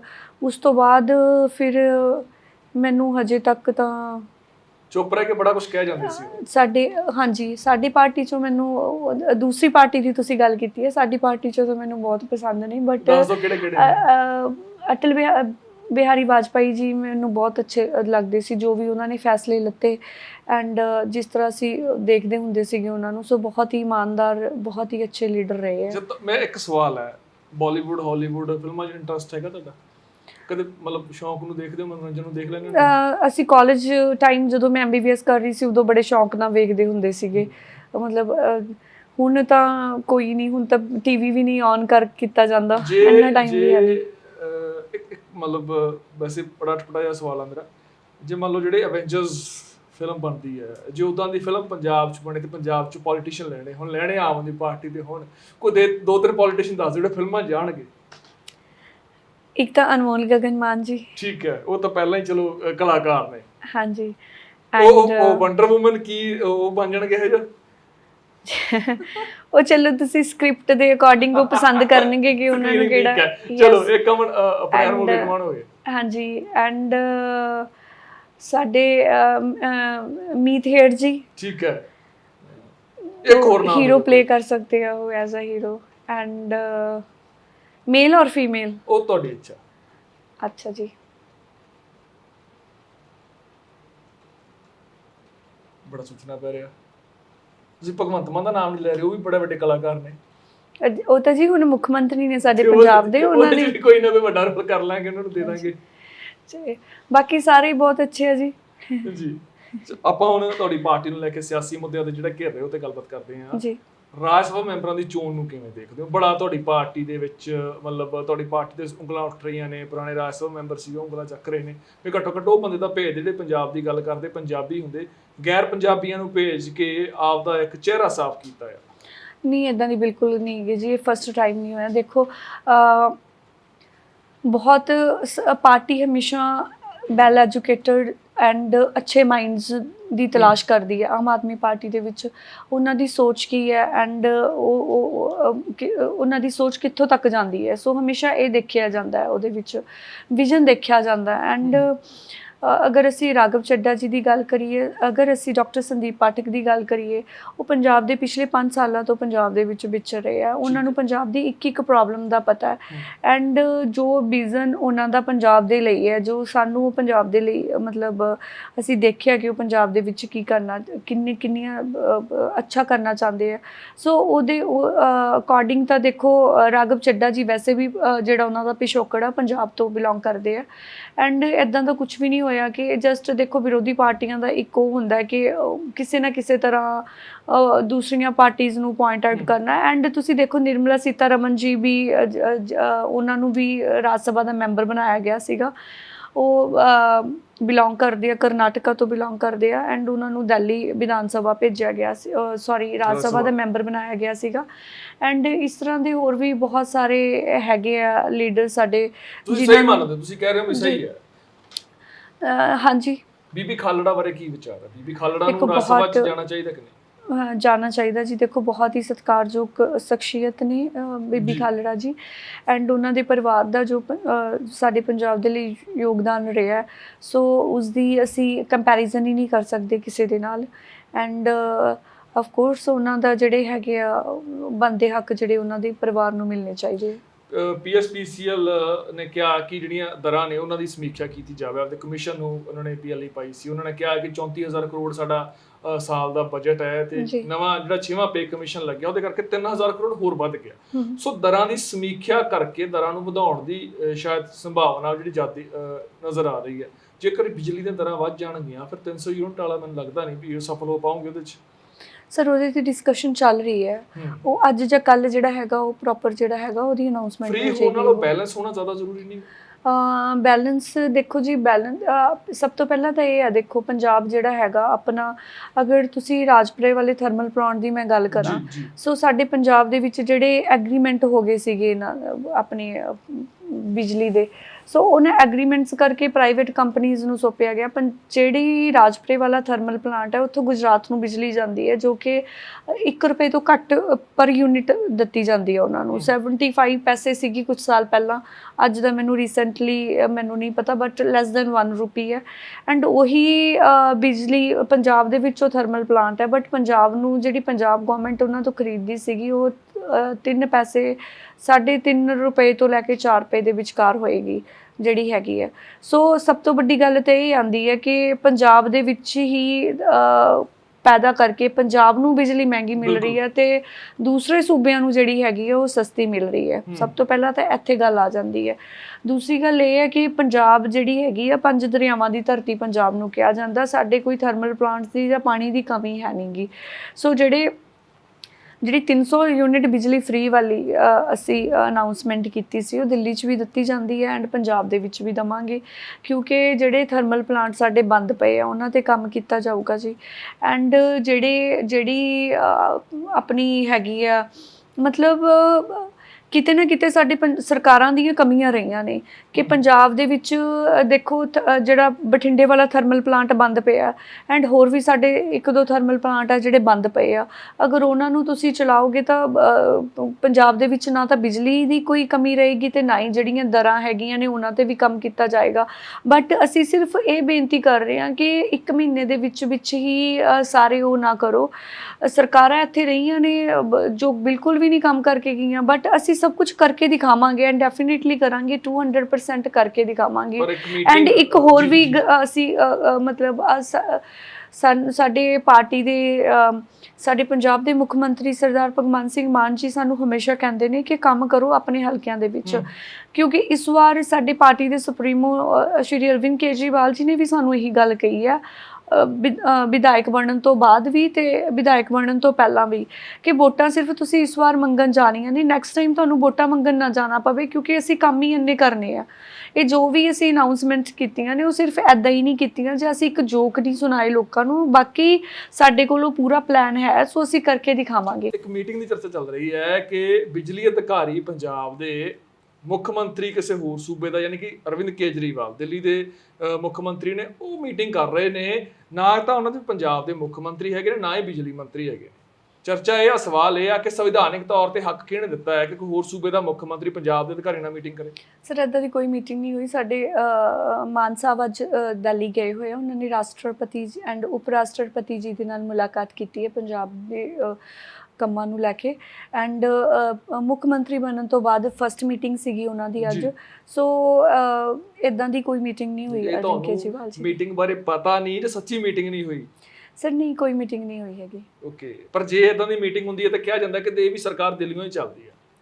ਨਹੀਂ, ਉਹੀ ਪਹਿਲਾਂ ਵੀ ਤੁਸੀਂ ਮੇਰੇ ਤੋਂ ਕੁਐਸਚਨ ਪੁੱਛਿਆ ਸੀਗਾ, ਉਹ ਲੋਕੀ ਜਿਹੜੇ ਚਿੱਕ ਮਾਰੇ ਤੋਂ ਵੀ ਦਿੱਲੀ ਪਹੁੰਚਦੇ ਆ, ਜਿਨ੍ਹਾਂ ਦੇ ਛੋਟੇ ਛੋਟੇ ਪ੍ਰਧਾਨ, ਛੋਟੇ ਛੋਟੇ ਸਰਕਲ ਇੰਚਾਰਜ ਦਿੱਲੀ ਤੋਂ ਲੱਗ ਕੇ ਆਉਂਦੇ ਆ, ਜਿਨ੍ਹਾਂ ਦੇ ਕਾਫੀ ਲੋਕੀ ਇੱਥੇ ਮੋਗੇ ਮੈਨੂੰ ਮਿਲੇ ਸੀਗੇ ਐਂਡ ਉਹ ਕਹਿੰਦੇ ਸੀਗੇ ਕਿ ਉਹਨਾਂ ਨੂੰ ਪਾਰਟੀ ਨੇ ਕੁਝ ਲਗਾਇਆ ਸੀ ਐਂਡ ਬਟ 1.5 ਸਾਲ ਤੱਕ ਉਹ ਵੇਟ ਹੀ ਕਰਦੇ ਰਹੇ ਕਿ ਉਹ ਦਿੱਲੀ ਤੋਂ ਚਿੱਠੀ ਨਹੀਂ ਬਣ ਕੇ ਆਈ ਉਹਨਾਂ ਦੀ ਕਿ ਵੀ ਉਹਨਾਂ ਨੂੰ ਨਿਯੁਕਤੀ ਦਿੱਤੀ ਜਾਂਦੀ ਹੈ। ਸੋ 1.5 ਸਾਲ ਕਹਿੰਦੇ ਅਸੀਂ ਹਵਾ ਦੇ ਵਿੱਚ ਹੀ ਪ੍ਰਧਾਨ ਰਹੇ ਤੇ ਹਵਾ ਦੇ ਵਿੱਚ ਹੀ ਸਾਡੇ ਪ੍ਰਧਾਨਗੀਆਂ ਮਿਲਦੀਆਂ ਰਹੀਆਂ, ਬਟ 1.5 ਸਾਲ ਇਹਨਾਂ ਲੋਕਾਂ ਨੂੰ ਵੇਟ ਕਰਨੀ ਪੈਂਦੀ ਹੈ ਕਿਉਂਕਿ ਚਿੱਠੀ ਉੱਪਰੋਂ ਸਾਈਨ ਹੋ ਕੇ ਆਉਂਦੀ ਹੈ। ਐਂਡ ਜਿਹੜੇ ਲੋਕੀ ਅਰਵਿੰਦ ਕੇਜਰੀਵਾਲ ਜੀ ਨੂੰ ਕਹਿ ਰਹੇ ਆ ਕਿ ਵੀ ਇਹ ਬਾਹਰਲੇ ਆ, ਦੂਸਰੀ ਸਟੇਟ ਦੇ ਆ, ਜਦੋਂ ਕਿ ਉਹਨਾਂ ਵੱਲੋਂ ਜ਼ਿਆਦਾ ਇੰਟਰਫੇਅਰ ਨਹੀਂ ਕੀਤਾ ਜਾਂਦਾ ਪੰਜਾਬ ਦੇ ਵਿੱਚ, ਉਹਨਾਂ ਨੂੰ ਮੈਂ ਪੁੱਛਣਾ ਚਾਹੁੰਦੀ ਹਾਂ ਕਿ ਵੀ ਉਹਨਾਂ ਦੇ ਜਿਹੜੇ ਹੈਗੇ ਆ ਨੈਸ਼ਨਲ ਕਨਵੀਨਰ, ਉਹ ਕਿੱਥੋਂ ਤੋਂ ਬਿਲੋਂਗ ਕਰਦੇ ਆ, ਉਹ ਕਿੱਥੋਂ ਦੇ ਜੰਮਪਲ ਹੈ, ਉਹ ਕਿੱਥੋਂ ਤੋਂ ਆਏ ਆ। ਸੋ ਇਹ ਬਹੁਤ ਵੱਡੇ ਵੱਡੇ ਸਵਾਲ ਪੈਦਾ ਹੁੰਦੇ ਆ ਆਪਸ ਦੇ ਵਿੱਚ ਹੀ। ਆਮ ਆਦਮੀ ਪਾਰਟੀ ਦੇ ਸਵਾਲ ਉੱਠਦੇ ਨੇ? ਨਹੀਂ, ਬਿਲਕੁਲ ਵੀ ਨਹੀਂ। ਹਰ ਇੱਕ ਦਾ ਅਸੀਂ ਤਾਂ ਲੋਕਾਂ ਨੂੰ ਕਹਿੰਦੇ ਆ, ਮੈਂ ਤਾਂ ਲੋਕਾਂ ਨੂੰ ਕਹਿੰਦੀ ਹਾਂ ਕਿ ਪੁੱਛੋ ਸਵਾਲ। ਤੁਸੀਂ ਸਵਾਲ ਹੀ ਨਹੀਂ ਪੁੱਛੇ, ਇਸੇ ਕਰਕੇ ਤਾਂ ਪੰਜਾਬ ਦਾ ਇਹ ਹਾਲ ਹੋ ਗਿਆ। ਜਿਸ ਤਰ੍ਹਾਂ ਸਾਡੇ ਤੋਂ ਸਵਾਲ ਪੁੱਛਦੇ ਆ, ਤੁਹਾਨੂੰ ਪੁੱਛਣੇ ਚਾਹੀਦੇ ਆ, ਸਾਡੇ ਤੋਂ ਪੁੱਛਿਆ ਕਰੋ ਕਿ ਤੁਸੀਂ ਈਵਨ ਲੋਕੀ ਸਾਨੂੰ ਪੁੱਛ ਲੈਂਦੇ ਆ ਕਿ ਅੱਜ ਕਿੰਨੀਆਂ ਮੀਟਿੰਗਸ ਹੈ ਜੀ, ਅੱਜ ਤੁਸੀਂ ਕਿੱਥੇ ਗਏ ਹੋ। ਸੋ ਇਹੀ ਸਵਾਲ ਅਗਰ ਅਸੀਂ ਪੁੱਛਦੇ ਰਹਿੰਦੇ, ਆਪਣੇ ਹੱਕਾਂ ਬਾਰੇ ਅਸੀਂ ਪੁੱਛਦੇ ਰਹਿੰਦੇ, ਜਿਸ ਤਰ੍ਹਾਂ ਅੱਜ ਕੱਲ੍ਹ ਨੌਜਵਾਨ ਸਵਾਲ ਪੁੱਛਦੇ ਆ ਨਾ, ਬੜਾ ਅੱਛਾ ਲੱਗਦਾ ਕਿ ਜਾਗਰੂਕ ਹੋ ਗਏ ਆ ਪੰਜਾਬੀ, ਹੁਣ ਨਹੀਂ ਧੋਖਾ ਖਾਣਗੇ, ਕਿਉਂਕਿ ਹੁਣ ਇਹਨਾਂ ਨੂੰ ਪਤਾ ਚੱਲ ਗਿਆ ਹੱਕਾਂ ਦਾ। ਇਹ ਉਹਨਾਂ ਗੱਲਾਂ 'ਚ ਨਹੀਂਗਾ ਕਿ MLA ਆ ਜਾਂ ਮੰਤਰੀ ਆ ਅਸੀਂ ਬੋਲ ਨਹੀਂ ਸਕਦੇ। ਸੋ ਲੋਕੀ ਸਵਾਲ ਪੁੱਛਦੇ ਆ, ਖੜੇ ਹੁੰਦੇ ਆ, ਤੇ ਹੁਣ ਪੰਜਾਬ ਕਦੇ ਉਹ ਨਹੀਂ ਖਾਏਗਾ। ਵਿਵਸਥਾ ਬਾਰੇ ਕੀ ਕਹਿਣਾ ਆ? 25 ਕੁ ਦਿਨ ਤੁਹਾਡੀ ਸਰਕਾਰ ਨੂੰ ਹੋਏ ਨੇ, 20 ਤੋਂ ਵੱਧ ਕਤਲ ਹੋ ਗਏ। ਦੇਖੋ ਇਹ ਜਿਹੜੀਆਂ ਸਰ ਪੂਰਾ ਇਹਦੇ ਤੇ ਵਰਕ ਕੀਤਾ ਜਾ ਰਿਹਾ। ਮਾਨ ਸਾਹਿਬ ਜੀ ਨੇ ਵੀ ਸਾਰੇ ਆਪਣੇ ਪ੍ਰਸ਼ਾਸਨ ਦੇ ਨਾਲ, ਐਸਐਸਪੀਜ਼ ਦੇ ਨਾਲ, ਹਰ ਜ਼ਿਲ੍ਹੇ ਦੇ ਐਸਐਸਪੀਜ਼ ਦੇ ਨਾਲ ਮੀਟਿੰਗ ਕੀਤੀ ਹੈ ਐਂਡ ਸਖਤੀ ਨਾਲ ਜਿਹੜੇ ਹੈਗੇ ਆ ਲਾਅ ਐਂਡ ਆਰਡਰਸ ਉਹਨਾਂ ਨੂੰ ਸਟ੍ਰਿਕਟਲੀ ਮੇਨਟੇਨ ਕਰਨ ਦੇ ਲਈ ਕਿਹਾ ਐਂਡ ਇਹ ਕੁਝ ਗੈਂਗਸ ਹੈਗੇ ਆ ਜਿਹੜੇ ਗਰੁੱਪਸ ਬਣੇ ਹੋਏ ਆ। ਸੋ ਇਹਨਾਂ ਵੱਲੋਂ ਪਹਿਲਾਂ ਵੀ ਲੋਕਾਂ ਨੂੰ ਤੰਗ ਕੀਤਾ ਜਾਂਦਾ ਸੀਗਾ, ਫਿਰੌਤੀਆਂ ਮੰਗੀਆਂ ਜਾਂਦੀਆਂ ਸੀ, ਕਤਲ ਕੀਤੇ ਜਾਂਦੇ ਸੀਗੇ। ਸੋ ਇਹਨਾਂ ਦੀਆਂ ਜਿੰਨੇ ਵੀ ਹੁਣ ਸਾਡੇ ਇੱਥੇ ਮੋਗਾ ਜ਼ਿਲ੍ਹਾ ਦੇ ਵਿੱਚ ਇੱਕ ਬਾਘਾ ਪੁਰਾਣਾ ਦੇ ਹਲਕੇ ਦੇ ਵਿੱਚ ਇੱਕ ਕਤਲ ਹੋਇਆ ਸੀਗਾ ਖਿਡਾਰੀ ਦਾ ਐਂਡ ਇਹਨਾਂ ਦੀ ਗੈਂਗ ਜਿਹੜਾ ਹੈਗਾ ਸੀਗਾ ਪਹਿਲਾਂ ਤੋਂ ਕੋਈ ਲੜਾਈ ਚੱਲਦੀ ਸੀਗੀ। ਸੋ ਜਿਹੜੇ ਇਹਨਾਂ ਤੇ ਪੂਰਾ ਕੰਮ ਕੀਤਾ ਜਾ ਰਿਹਾ ਐਂਡ ਸਾਡੀ ਜਿਹੜੀ ਮੋਗਾ ਦੇ ਐਸਐਸਪੀ ਸਾਹਿਬ ਨੇ ਉਹਨਾਂ ਨੇ ਜਿਹੜੇ ਉਹ ਸੀਗੇ ਗਰੁੱਪ ਦੇ ਸੀਗੇ, ਉਹ ਹਜੇ ਤਾਂ ਸਾਨੂੰ ਗਰੁੱਪਸ ਦੇ ਨੇਮ ਵੀ ਨਹੀਂ ਪਤਾ ਹੈਗੇ ਕਿ ਕਿਹੜੇ ਕਿਹੜੇ ਗਰੁੱਪ ਹੈ ਗੈਂਗਸਟਰ ਦੇ। ਸੋ ਉਹਨਾਂ ਨੂੰ ਫੜ ਲਿਆ ਹੈ ਉਹਨਾਂ ਨੂੰ। ਉਹ ਪਤਾ ਨਹੀਂ ਬਿਸ਼ਨੋਈ ਇੱਕ ਬੰਬੀਹਾ ਗਰੁੱਪ ਹੈ, ਇੱਕ ਬਿਸ਼ਨੋਈ ਗਰੁੱਪ ਹੈ। ਸੋ ਇਦਾਂ ਦੇ ਗਰੁੱਪਸ ਬਣੇ ਹੋਏ ਆ। ਸੋ ਇਹ ਨੌਜਵਾਨ ਜੋ ਤੁਸੀਂ ਗਰੁੱਪਸ ਦੇ ਨਾਲ ਇਹ ਨੌਜਵਾਨਾਂ ਦੇ ਗਲਤ ਰਸਤੇ ਜਾਣ ਦਾ ਕਾਰਨ ਤੁਹਾਨੂੰ ਕੀ ਲੱਗਦਾ? ਕਿਤੇ ਨਾ ਕਿਤੇ ਰਿਐਲਿਟੀ ਦੇ ਵਿੱਚ ਜੇ ਅਸੀਂ ਗੱਲ ਕਰੀਏ ਤਾਂ ਕਿਤੇ ਨਾ ਕਿਤੇ ਇਸ ਜਿਹੜੇ ਹੈਗੇ ਆ ਪੋਲੀਟੀਸ਼ੀਅਨਸ ਹੀ ਰਹੇ ਆ, ਕਿਉਂਕਿ ਇਹਨਾਂ ਨੂੰ ਜਦੋਂ ਕੋਈ ਖਿਡਾਰੀ ਹੁੰਦੇ ਸੀਗੇ ਜਾਂਦੇ ਸੀਗੇ ਉਹਨਾਂ ਨੂੰ ਥਾਪੀ ਦੇ ਦਿੱਤੀ ਜਾਂਦੀ ਸੀਗੀ ਕਿ ਤੁਸੀਂ ਸਾਡੇ ਲਈ ਕਰੋ। ਜਿਹੜੀਆਂ ਯੂਨੀਵਰਸਿਟੀਜ਼ ਦੇ ਵਿੱਚ ਤੁਸੀਂ ਦੇਖਿਆ ਹੋਏਗਾ ਕਿ ਅੱਜ ਕਿਸੇ ਕਾਲਜ ਦਾ ਜਾਂ ਯੂਨੀਵਰਸਿਟੀ ਦਾ ਪ੍ਰਧਾਨ ਲੱਗਣ ਲਈ ਵੀ ਬਹੁਤ ਲੜਾਈਆਂ ਲੜੀਆਂ ਜਾਂਦੀਆਂ ਨੇ। ਸੋ ਇਹ ਬੱਚਿਆਂ ਦੇ ਦਿਮਾਗ ਦੇ ਵਿੱਚ ਉਹਨਾਂ ਦੇ ਲਾਈਫ ਸਟਾਈਲ ਨੂੰ ਦੇਖ ਕੇ ਕਿਤੇ ਨਾ ਕਿਤੇ ਆ ਜਾਂਦਾ ਸੀਗਾ ਕਿ ਮੰਤਰੀ ਬਣਨਾ ਚਾਹੀਦਾ ਹੈ, ਇੱਦਾਂ ਦਾ ਲਾਈਫ ਸਟਾਈਲ। ਕਿਉਂਕਿ ਅੱਜ ਵੀ ਕੁਝ ਲੜਕੇ ਹੈਗੇ ਆ ਜੋ ਕਹਿੰਦੇ ਆ ਕਿ ਅਸੀਂ ਪੁਰਾਣੇ ਮੰਤਰੀਆਂ ਨੂੰ ਦੇਖਦੇ ਸੀ, ਚਿੱਟੇ ਕੁੜਤੇ ਪਜਾਮੇ ਪਾਏ ਸੀ, ਇੱਕ ਬਲ ਵੀ ਨਹੀਂ ਸੀ ਹੁੰਦਾ ਐਂਡ ਮੂਹਰੇ ਗੱਡੀਆਂ ਚੱਲਦੀਆਂ ਸੀਗੀਆਂ। ਸੋ ਕਿਤੇ ਨਾ ਕਿਤੇ ਬੱਚੇ ਉਹਨਾਂ ਚੀਜ਼ਾਂ ਤੋਂ ਪ੍ਰਭਾਵਿਤ ਹੋ ਜਾਂਦੇ ਸੀਗੇ ਐਂਡ ਉਹਨਾਂ ਨੂੰ ਥਾਪੀ ਮਿਲ ਜਾਂਦੀ ਸੀ, ਫਿਰ ਉਹਨਾਂ ਦੇ ਨਾਲ ਲੱਗ ਜਾਂਦੇ ਸੀਗੇ। ਸੋ ਸਿਆਸੀ ਸ਼ੈ ਜਾਂ ਉਹਨਾਂ ਤੋਂ ਫਿਰ ਬਾਅਦ ਦੇ ਵਿੱਚ ਜਦੋਂ ਤੱਕ ਉਹਨਾਂ ਨੂੰ ਯੂਜ਼ ਕੀਤਾ ਜਾਂਦਾ ਸੀਗਾ, ਫਿਰ ਕਿਤੇ ਨਾ ਕਿਤੇ ਜਿਹੜੇ ਉਹ ਵੀ ਸ਼ਾਇਦ ਕਿਸੇ ਹੋਰ ਰਸਤੇ ਨਿਕਲ ਪੈਂਦੇ ਸੀ। ਉਹ ਕਿਤੇ ਨਾ ਕਿਤੇ ਸਾਡੇ ਜਿਹੜੇ ਹੈਗੇ ਆ ਜਿੰਨੇ ਵੀ ਇਹਨਾਂ ਦੀਆਂ ਫੈਮਲੀਜ਼ ਦੇ ਮੈਂ ਦੇਖਿਆ ਕਿ ਇਹਨਾਂ ਦੇ ਸਟੇਟਮੈਂਟਸ ਫੈਮਲੀਜ਼ ਦੇ ਪਿੱਛੇ ਜੇ ਇੱਕ ਮਰਡਰ ਹੋਇਆ ਸੀਗਾ, ਉਹ ਵੀ ਕਿਸੇ ਗਰੁੱਪ ਤੋਂ ਬਿਲੋਂਗ ਕਰਦੇ ਸੀ। ਉਹਨਾਂ ਦੀ ਸਿਸਟਰ ਦੀ ਮੈਂ ਇੰਟਰਵਿਊਜ਼ ਦੇਖੀਆਂ, ਉਹਨਾਂ ਦੇ ਮਦਰ ਦੀਆਂ ਦੇਖੀਆਂ। ਸੋ ਬਹੁਤ ਅੱਛੇ ਖਿਡਾਰੀ ਸੀਗੇ ਉਹ। ਉਹਨਾਂ ਨੇ ਦੱਸਿਆ ਕਿ ਕਿਸੇ ਮੰਤਰੀ ਦੇ ਕੰਟੈਕਟ ਦੇ ਵਿੱਚ ਆਏ, ਉਹਨਾਂ ਨੇ ਸ਼ਾਬਾਸ਼ੀ ਦਿੱਤੀ, ਉਸ ਤੋਂ ਬਾਅਦ ਫਿਰ ਸਭ ਕੁਝ ਚੱਲਿਆ ਐਂਡ ਫਿਰ ਜਦੋਂ ਬਾਗੀ ਹੋ ਜਾਂਦੇ ਆ ਫਿਰ ਦੇਖੋ ਇੱਕ ਵਾਰ ਜਦੋਂ ਪਰਚਾ ਪੁਰਚਾ ਹੋ ਜਾਂਦਾ ਬੱਚੇ ਡਰਦੇ ਫਿਰ ਭੱਜ ਜਾਂਦੇ ਆ ਘਰੋਂ। ਫਿਰ ਉਹ ਆਪਣਾ ਗੁੱਸੇ ਦੇ ਵਿੱਚ, ਕਿਉਂਕਿ ਯੂਥ ਦਾ ਜਿਹੜਾ ਬਲੱਡ ਹੁੰਦਾ ਜਾਂ ਉਹ ਹੁੰਦਾ ਉਹਨੂੰ ਮਾਈਂਡ ਨੂੰ ਜਿਸ ਸਾਈਡ ਤੁਸੀਂ ਲੈ ਜਾਓਗੇ ਉਸ ਸਾਈਡ ਪੈ ਜਾਂਦਾ। ਸੋ ਕਿਤੇ ਨਾ ਕਿਤੇ ਰਿਸਪੌਂਸੀਬਲ ਰਹੀਆਂ। ਵਿਧਾਇਕ ਬਣਨ ਤੋਂ ਬਾਅਦ ਆਰਡਰ ਦਿੱਤਾ ਜਾ ਸਕਦਾ ਸਫਾਈ ਕਰਨ ਦੇ ਲਈ, ਝਾੜੂ ਆਪ ਚੱਕਿਆ ਹੋਇਆ ਸੀ। ਦੇਖੋ ਜੀ ਗੰਦਗੀ ਇੰਨੀ ਹੈ ਕਿ ਖੁਦ ਤੋਂ ਪਹਿਲ ਕਰਾਂਗੇ। ਅਗਰ ਇੱਕ ਲੇਡੀ ਜਿਹੜੀ ਹੁੰਦੀ ਹੈ ਮੈਂ ਘਰੇ ਵੀ ਸੰਡੇ ਵਾਲੇ ਦਿਨ ਇੱਦਾਂ ਨਹੀਂ ਸੀਗਾ ਕਿ ਮੇਰੇ ਸਰਵੈਂਟ ਨਹੀਂ ਸੀਗੇ ਘਰੇ, ਬਟ ਜਿਹੜੇ ਜਾਲੇ ਝਾੜਨੇ ਹੁੰਦੇ ਸੀ ਜਾਂ ਡਸਟਿੰਗ ਕਰਦੀ ਸੀ ਉਹ ਹਮੇਸ਼ਾ ਮੈਂ ਹੀ ਕਰਦੀ ਸੀ ਐਂਡ ਦੀਵਾਲੀ ਦੀ ਸਫਾਈ ਮੈਂ ਖੁਦ ਕਰਦੀ ਸੀ ਆਪਣੇ ਹੱਥਾਂ ਨਾਲ। ਕਿਉਂਕਿ ਇੱਕ ਔਰਤ ਨੂੰ ਪਤਾ ਹੁੰਦਾ ਕਿ ਕਿਸ ਤਰ੍ਹਾਂ ਤੋਂ ਕੋਈ ਸ਼ਰਮ ਨਹੀਂ ਆਉਂਦੀ ਇਹਦੇ ਵਿੱਚ ਝਾੜੂ ਚੱਕਣ 'ਚ। ਸੋ ਮੈਂ ਸਭ ਕੁਝ ਕਰ ਸਕਦੀ ਹਾਂ। ਮੈਨੂੰ ਡੇਲੀ ਕਹਿਣਗੇ ਮੋਗੇ ਵਾਲੇ ਕਿ ਝਾੜੂ ਲਾ ਦਿਆ ਕਰ, ਮੈਂ ਡੇਲੀ ਆਊਂਗੀ ਕਿਉਂਕਿ ਦੇਖ ਕੇ ਸ਼ਾਇਦ ਕੁਛ ਲੋਕੀ ਤਾਂ ਲੱਗਣਗੇ ਹੀ ਮੇਰੇ ਪਿੱਛੇ, ਹੈ ਨਾ। ਸੋ ਹੁਣ ਵੀ ਮੈਂ ਸਾਰਿਆਂ ਨੂੰ ਇਹੀ ਕਹਿੰਦੀ ਹਾਂ ਕਿ ਦੇਖੋ ਆਪਾਂ ਨੂੰ ਖੁਦ ਨੂੰ ਚੇਂਜ ਕਰਨਾ ਪਏਗਾ। ਹੁਣ ਕਈ ਫੋਨ ਆਉਂਦੇ ਆ ਕਿ ਜੀ ਤੁਸੀਂ ਪਾਰਕ ਦੇ ਵਿੱਚ ਆਏ ਸੀ ਉੱਥੇ ਫਿਰ ਗੰਦ ਪੈ ਗਿਆ। ਸੋ ਮੈਂ ਇਹੀ ਕਹਿੰਦੀ ਹਾਂ ਉਹਨਾਂ ਨੂੰ ਵੀ ਕਿ ਦੇਖੋ ਆਪਾਂ ਨੂੰ ਅਗਰ ਗੰਦ ਤਾਂ ਪਈ ਜਾਣਾ, ਅਸੀਂ ਘਰੇ 2 ਵਾਰ ਝਾੜੂ ਪੋਚਾ ਕਰਦੇ ਹਾਂ ਬਟ ਗੰਦ ਤਾਂ ਫਿਰ ਪੈ ਜਾਂਦਾ। ਉਹਦੀ ਸਫਾਈ ਕਰਨ ਦੀ ਰਿਸਪੌਂਸਿਬਿਲਿਟੀ ਵੀ ਸਾਡੀ ਖੁਦ ਦੀ ਹੁੰਦੀ ਹੈ। ਸੋ ਅਗਰ ਤੁਸੀਂ ਸੋਚੋਗੇ ਕਿ ਰੋਜ਼ ਹੀ ਆ ਕੇ ਸਫਾਈ ਕਰੀਏ, ਬਟ ਸਾਨੂੰ ਰਿਸਪੌਂਸਿਬਲ ਬਣਨਾ ਪਏਗਾ। ਜਿਸ ਤਰ੍ਹਾਂ ਬਾਹਰਲੀਆਂ ਕੰਟਰੀਜ਼ ਦੇ ਵਿੱਚ ਗੋਰੇ ਕਦੇ ਵੀ ਤੁਹਾਨੂੰ ਰੈਪਰ ਸੁੱਟਦੇ ਸੜਕ 'ਤੇ ਦਿਖਾਈ ਨਹੀਂ ਦੇਣਗੇ, ਉਹ ਕਦੇ ਤੁਹਾਨੂੰ ਉੱਥੇ ਥੁੱਕਦੇ ਦਿਖਾਈ ਨਹੀਂ ਦੇਣਗੇ, ਉਹ ਤੁਹਾਨੂੰ ਕਿਤੇ ਪਬਲਿਕ ਪਲੇਸ 'ਤੇ ਪਿਸ਼ਾਬ ਕਰਦੇ ਦਿਖਾਈ ਨਹੀਂ ਦੇਣਗੇ। ਅਗਰ ਤੁਸੀਂ ਪਬਲਿਕ ਪਲੇਸ 'ਤੇ ਕਿਤੇ ਉੱਥੇ ਤੁਸੀਂ ਪਿਸ਼ਾਬ ਕਰਦੇ ਹੋ ਤਾਂ ਤੁਹਾਨੂੰ ਫਾਈਨ ਲੱਗਦਾ ਐਂਡ ਤੁਹਾਨੂੰ ਅਰੈਸਟ ਵੀ ਕਰਦੀ ਹੈ ਪੁਲਿਸ ਉੱਥੋਂ ਦੀ। ਬਟ ਅਗਰ ਅਸੀਂ ਖੁਦ ਹੀ ਹਾਂ ਜੋ ਗੰਦ ਪਾਉਂਦੇ ਹਾਂ, ਸੋ ਸਾਨੂੰ ਖੁਦ ਨੂੰ ਚੇਂਜ ਕਰਨਾ ਪਏਗਾ। ਉਹਦੇ ਲਈ ਸਾਨੂੰ ਡਸਟਬਿਨਸ ਲਗਾਉਣੇ ਪੈਣਗੇ ਥਾਂ ਥਾਂ 'ਤੇ। ਸੋ ਉਹ ਸਾਰੀਆਂ ਚੀਜ਼ਾਂ 'ਤੇ ਕੰਮ ਕਰਕੇ ਫਿਰ ਜਿਹੜੀ ਹੈਗੀ ਅਸੀਂ ਕਵਾਂਗੇ ਕਿ ਹਾਂ ਸਰ 6 ਮਹੀਨੇ ਬਾਅਦ ਸਾਲ ਬਾਅਦ ਸਾਡਾ ਪੂਰਾ ਸਫਾਈ ਹੋ ਗਈ ਹੈ। ਮੇਰਾ ਆਖਰੀ ਸਵਾਲ ਜੀ, ਵਿਧਾਇਕ ਬਣ ਕੇ 25 ਕੁ ਦਿਨਾਂ ਦੇ ਵਿੱਚ ਤੁਹਾਨੂੰ ਪਤਾ ਲੱਗਿਆ ਹੋਵੇ ਕੀ ਗਵਾਇਆ, ਮਿਸ ਕੀ ਕਰ ਰਹੇ ਹੋ? ਤੇ ਪਰਸਨਲ ਲਾਈਫ ਜਿਹੜੀ ਹੈਗੀ ਹੈ ਉਹ ਕਿਤੇ ਨਾ ਕਿਤੇ ਤੁਸੀਂ ਖੁਦ ਦੇ ਹੀ ਨਹੀਂ ਰਹਿੰਦੇ। ਜੀ ਤੁਸੀਂ ਜਦੋਂ ਆਪਣੇ ਖੁਦ ਦੇ ਲਈ, ਜਾਂ ਬੇਟਾ 1.5 ਸਾਲ ਦਾ ਉਹਦੇ ਲਈ, ਜਾਂ ਤਾਂ ਸਵੇਰ ਤਾਂ ਉਹ ਕਦੇ ਸੁੱਤਾ ਹੀ ਹੁੰਦਾ ਜਦੋਂ ਮੈਂ ਆਉਂਦੀ ਹਾਂ, ਰਾਤ ਨੂੰ 11 12 1 2 ਵੱਜ ਜਾਂਦੇ ਹੈ। ਤੇ ਕਿਉਂਕਿ ਸਟਾਰਟਿੰਗ ਵਾਲੇ ਡੇਜ਼ ਹੈ, ਸੋ ਮਿਲਣ ਲਈ ਵੀ ਸਭ ਨੇ ਹੁੰਦਾ, ਸਭ ਇੰਨਾ ਪਿਆਰ ਸਾਰਿਆਂ ਨੇ ਸਤਿਕਾਰ ਬਖਸ਼ਿਆ, ਸੋ ਸਭ ਨੂੰ ਹੁੰਦਾ ਕਿ ਵੀ ਅਸੀਂ ਮਿਲ ਲਈਏ। ਸੋ ਉਹ ਵੀ ਮੀਟਿੰਗ ਵੀ ਕਰਨੀ ਪੈਂਦੀ ਹੈ। ਸੋ ਰਾਤ ਨੂੰ ਕਈ ਵਾਰ ਜਾਗਦਾ ਹੁੰਦਾ, ਕਈ ਵਾਰ ਉਹ ਰਾਤੀ ਵੀ ਸੋ ਜਾਂਦਾ।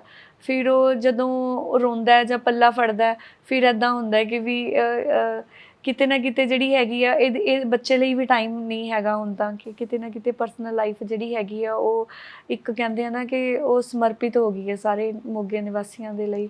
ਸੋ ਇੱਦਾਂ ਹੁੰਦਾ ਕਿ ਆਪਣਾ ਕੰਮ ਛੱਡ ਦਿਓ, ਕੋਈ ਨਹੀਂ, ਅਗਰ ਕੋਈ ਕੰਮ ਹੈ ਜਾਂ ਕੋਈ ਵੇਟ ਕਰ ਰਿਹਾ ਕੋਈ, ਤੇ ਉੱਥੇ ਜਾਣਾ ਜ਼ਰੂਰੀ ਹੈ। ਆਪਣੀ ਫੈਮਿਲੀ, ਆਪਣੇ ਬੱਚੇ ਫਿਰ ਪਿੱਛੇ ਰਹਿ ਜਾਂਦੇ। ਪਰਿਵਾਰ ਵੱਡਾ ਹੋ ਗਿਆ ਨਾ। ਹਾਂਜੀ, ਪਰਿਵਾਰ ਜਿਹੜਾ ਹੈਗਾ ਹੁਣ 2,03,000 ਲੋਕਾਂ ਦਾ ਪਰਿਵਾਰ ਹੈ। ਸੋ ਬਿਲਕੁਲ, ਬਹੁਤ ਬਹੁਤ ਸ਼ੁਕਰੀਆ ਮੈਮ, ਬਹੁਤ ਵਧੀਆ ਬਹੁਤ ਲੱਗਿਆ ਅੱਛਾ ਲੱਗਿਆ ਤੁਹਾਨੂੰ ਮਿਲ ਕੇ। ਐਂਡ ਤੁਹਾਡੇ ਪੇਰੈਂਟਸ ਨੂੰ ਮੈਂ ਕਹੂੰਗੀ ਕਿ ਬਹੁਤ ਸੋਹਣਾ ਨਾਮ ਰੱਖਿਆ, ਕਿ ਇੰਨਾ ਸੋਹਣਾ ਨਾਮ ਕਦੇ ਸੁਣਿਆ ਨਹੀਂ ਸੀਗਾ। ਸੋ ਸ਼ੁਕਰੀਆ, ਬਹੁਤ ਅੱਛਾ ਨਾਮ ਹੈ ਤੁਹਾਡਾ, ਥੈਂਕ ਯੂ ਸੋ ਮਚ। ਜਿੱਦਾਂ ਇਹਨਾਂ ਨੇ ਕਿਹਾ ਹੈ ਕਿ ਨਿੱਜੀ ਜ਼ਿੰਦਗੀ ਪ੍ਰਭਾਵਿਤ ਹੁੰਦੀ ਹੈ, ਪੱਤਰਕਾਰਾਂ ਦੀ ਨਿੱਜੀ ਜ਼ਿੰਦਗੀ ਬਹੁਤ ਪ੍ਰਭਾਵਿਤ ਹੁੰਦੀ ਹੈ। ਅਸੀਂ ਵੀ ਬੱਚਿਆਂ ਨੂੰ ਘਰੇ ਛੱਡ ਕੇ ਆਉਣੇ ਆ, ਤੇ ਜਦੋਂ ਘਰੇ ਜਾਂਦੇ ਆ ਬੱਚੇ ਉਦੋਂ ਸੁੱਤੇ ਹੋਏ ਹੁੰਦੇ ਆ, ਪਰ ਇਹ ਮੇਰੀ ਪਰਸਨਲ ਲਾਈਫ ਆ। ਪਰ ਜੋ ਸਾਡਾ ਮੈਸੇਜ ਆ, ਸਾਡੀ ਅਪੀਲ ਹੈ ਕਿ ਆਲੇ ਦੁਆਲੇ ਸਫਾਈ ਰੱਖੋ।